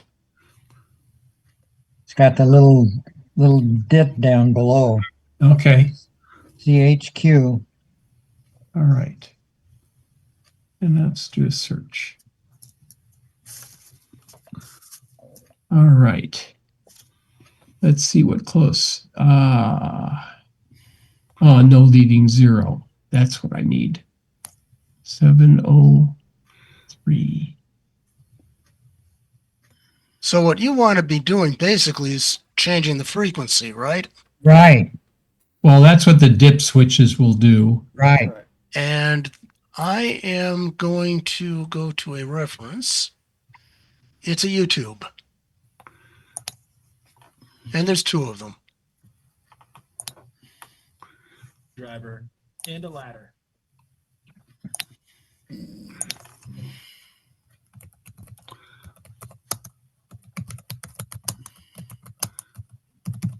I see there's a 1, 2, 3, 4, and an X on the dip switch in the on the handheld controller.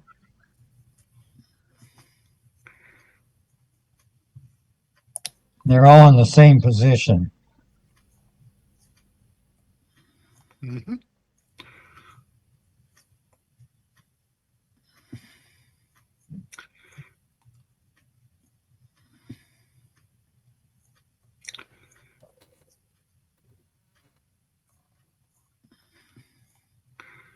Yeah, because the thing that I'm looking on that I used to look with these things seems to indicate that it wanted something else between the Q and the next thing.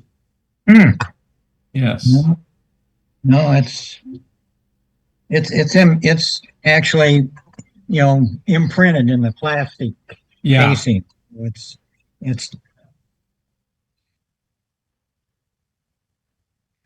HQ.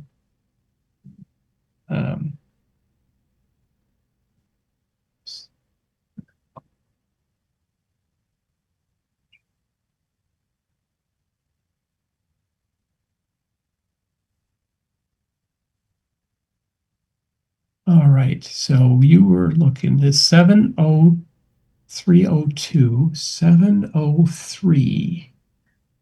it's Back to not a that. 2, it's a T. 7030T.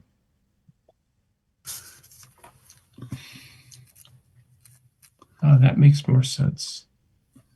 T. All right, here's something more specific.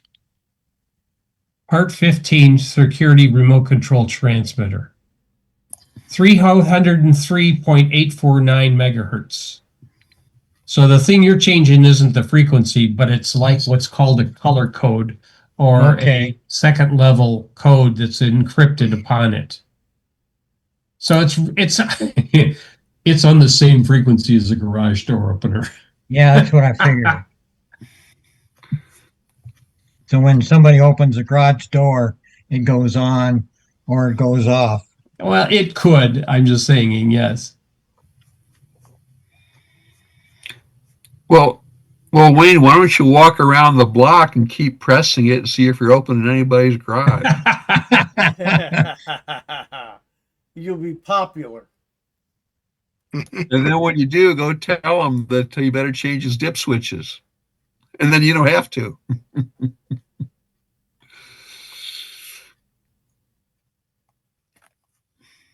Okay.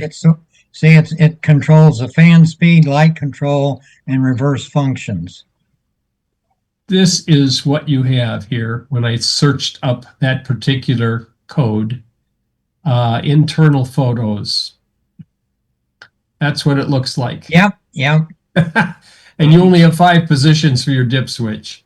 Yeah, there's 5 of them. So there's 32 combinations you can use. Otherwise, unless you got somebody, and it depends on the range too.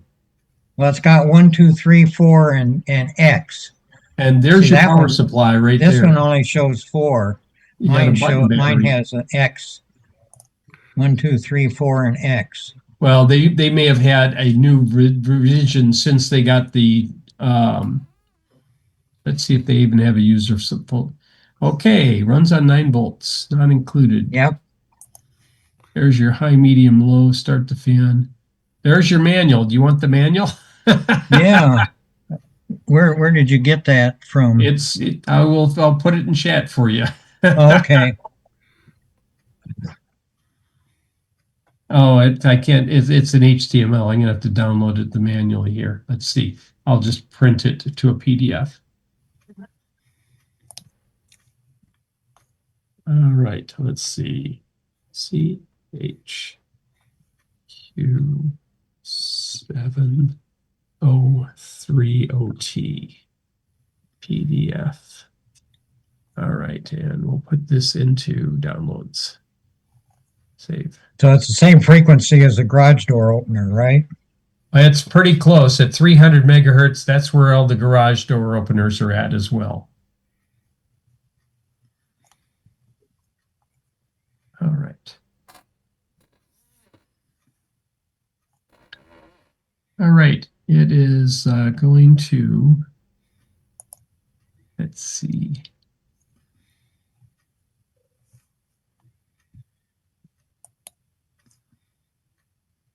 Wait. Okay, and I will just send it to you. Okay. There is a manual at Manuals Plus, and it does have a section under using your ceiling fan about setting dip switches, Yeah. and it has illustrations. Yeah. And it has a schematic. Hey, Ed, when you were on the FCC page, I tried going there, and I think I'm there. How did you find the manual? You have to go to a search that says FCC OET. Well, there's more than one FCC page, but basically, let's back up here a couple more. There, FCC OET is what I search for, and that's the equipment authorization search. And if it is a legitimate organization, it will usually be here. There is another place that you can search for these things as well called FCCIO and look for it there. But sometimes you'll find it in one place or the other. But those are the 2 ones that I have used. This is the one that used to be the original. And then you type in the first 3 characters here and then the rest of the characters there. So we had this. And we had this. This was the FCC OET one? Yes. Okay. Yeah. And then there's a start to search. And only one thing came up. Although if you partially only type the other thing, you can see the rest of them as well. If you perform the search again, you can go back to here and you say CHQ, and you could do 703, and then just we'll do a partial search and see how many of them are close to that.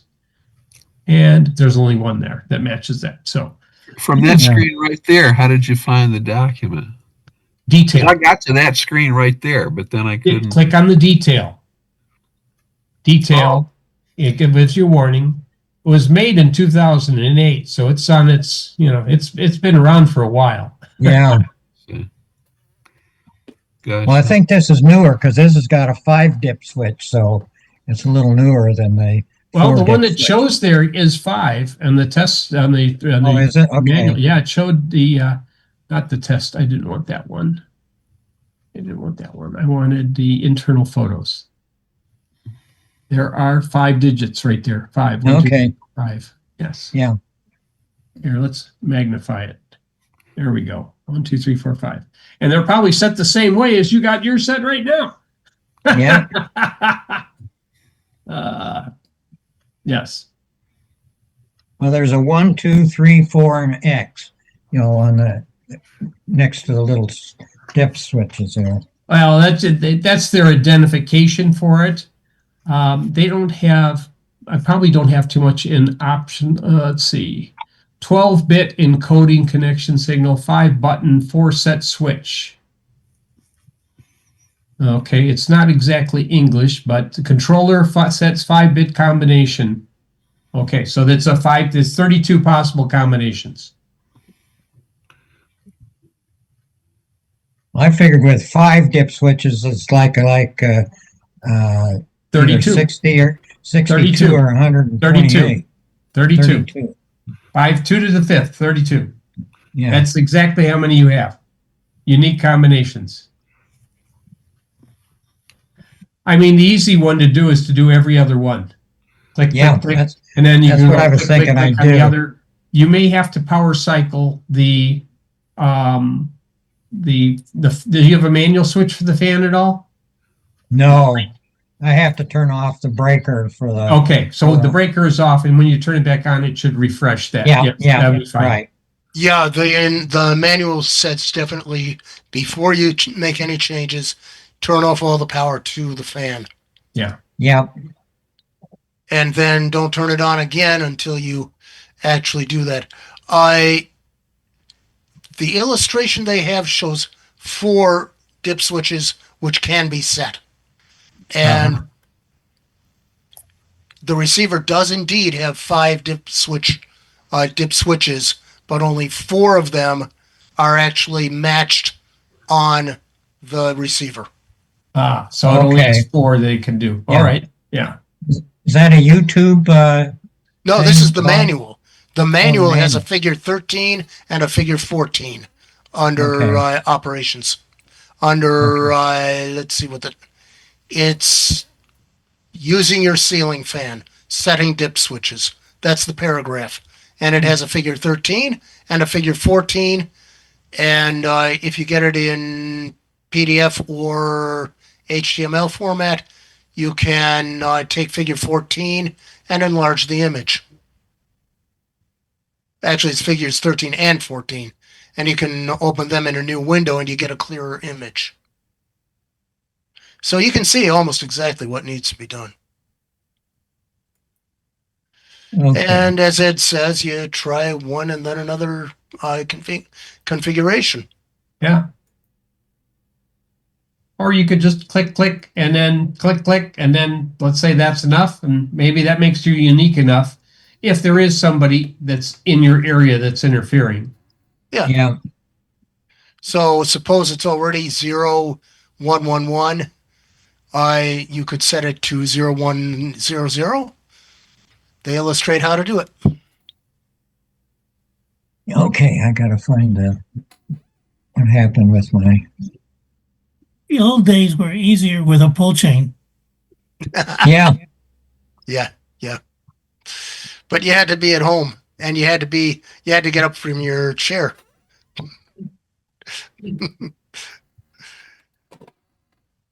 Anyway, I think we got you your information. Yeah. Very good. Anybody familiar with YouTube TV? Not familiar with it, but I've heard of it. Okay. It's Well, I was a little bit thinking of pricey. switching to it. It's a little bit pricey, but the little bit I've heard about it seems to be a ample substitute. Yeah. But the last price I remember was $70-some a month. Yeah, I think it's like 89 now. I was looking at it. Yeah. You gotta really be wanting to watch a lot of TV, as far as Mm. I'm concerned. Yeah. And with me, I may have the TV on, but I so seldom watch it, and then I listen to it more. And even there, when I'm really tied up with my computers, I don't even know what the heck was on the TV.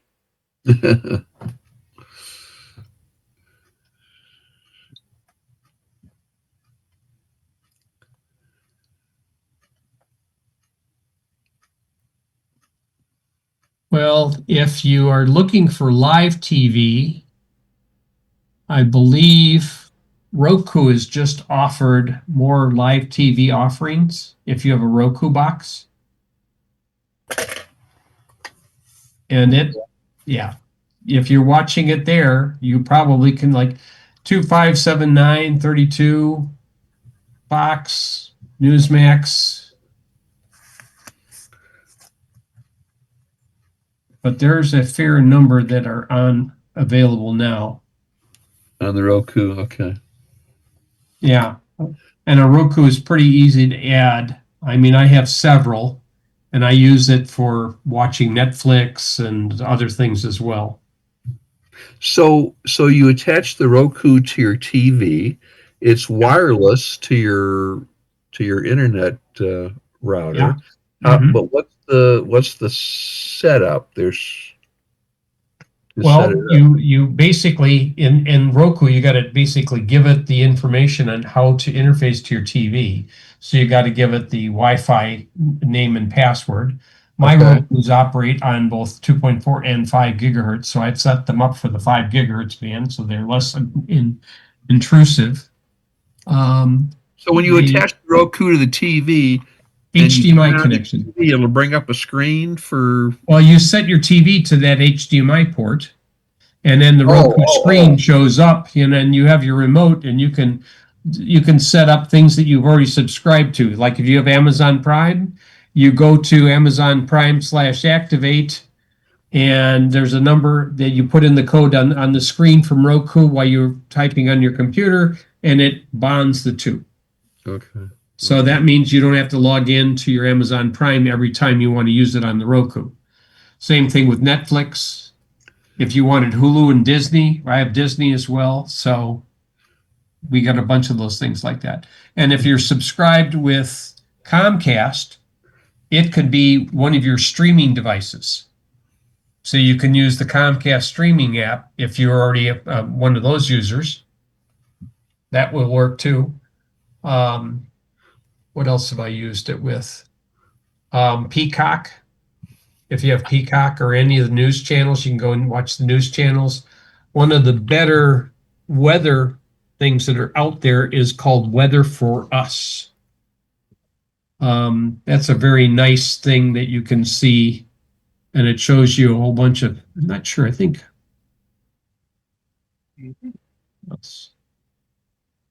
Yeah. All right. Go and put my zip code. The current Roku sticks, I have a very old one, but it plugs into the HDMI, but then had to plug into USB for power, or I don't know. HDMI can use the power. It can use, if it's powered, it can use that as well. But I'm using Roku Ultra. I'm not using the stick. So I have a separate connection just because it'll also accept an SD card. You put an SD card on there, it can save some of the stuff locally, and it doesn't use as much of the main memory on it. I think it's got 4 gig of memory on it. So it streams, and it can stream in 4K if you have a 4K type of setup. Here, let's show what Weather for Us looks like. That's what Weather for Us looks like. And then you can click on the day and it'll show you what the temperature are going to be for tomorrow. And your dew point, that's the more important one. And it also, oh, I already went back too far. This is the Roku channel stuff. Those are all ones that are available. Some of them are free. Some of them are, you click on there, maybe a pay for. but most of the live TV is all free. And because it's got its own commercial, it's got commercials. So anyhow, you have some options. Yeah. I mean, you could always do over the air stuff, but it depends on whether you want to watch other things that are part of a subscription. Like, I can't keep track of who's on what subscription anymore, but if you had an HBO subscription, which became a Max subscription, which became something with TNT and TCM and everything but ESPN. So there's a bunch of stuff that got all merged because they all bought each other. AMC stuff, you can subscribe to AMC if you want to pay for their hit fee, or will watch it for free. A lot of these will watch for free if you watch their commercials. So the Roku app for the CW has commercials, has less than 20 minutes of commercials per hour, because that's what you get on regular TV. So you might get 15 minutes of commercials per hour instead of 20. Peacock, the only problem with these guys, that they'll have commercials too. The problem is there'll be repetitive commercial. You see the same commercial all 5 times on each commercial break. That's a little bit of obnoxious, but anyhow. Fubo TV is another one that you can get for free. Doesn't cost you anything. So,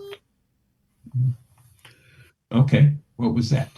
Somebody had something there. Or My wife called me on the phone intercom to remind me of something. Okay. All right. Anyhow, we could look at that as possibility too. Setting up a Roku. I could do something like that maybe. If that would be interesting. Yeah, it's something I don't know. Yeah, Okay. it'd be interesting. Sure. I mean, it's like I say, I have at least 2 Rokus, and the newer Roku remotes are rechargeable. So you don't end up using batteries in them. So you put them in a little cradle and let them charge when you're not using them, and then, or USB connection, and they charge up. And they also have voice. So you can push the button and you can ask for what you want. And just like Comcast X1, it can look up something. You can also do that with Roku as well, if you have the right remote. The only problem is going to be, how do I take pictures of some of these things? That'll be harder to do. So I'll look and see what it takes. Okay.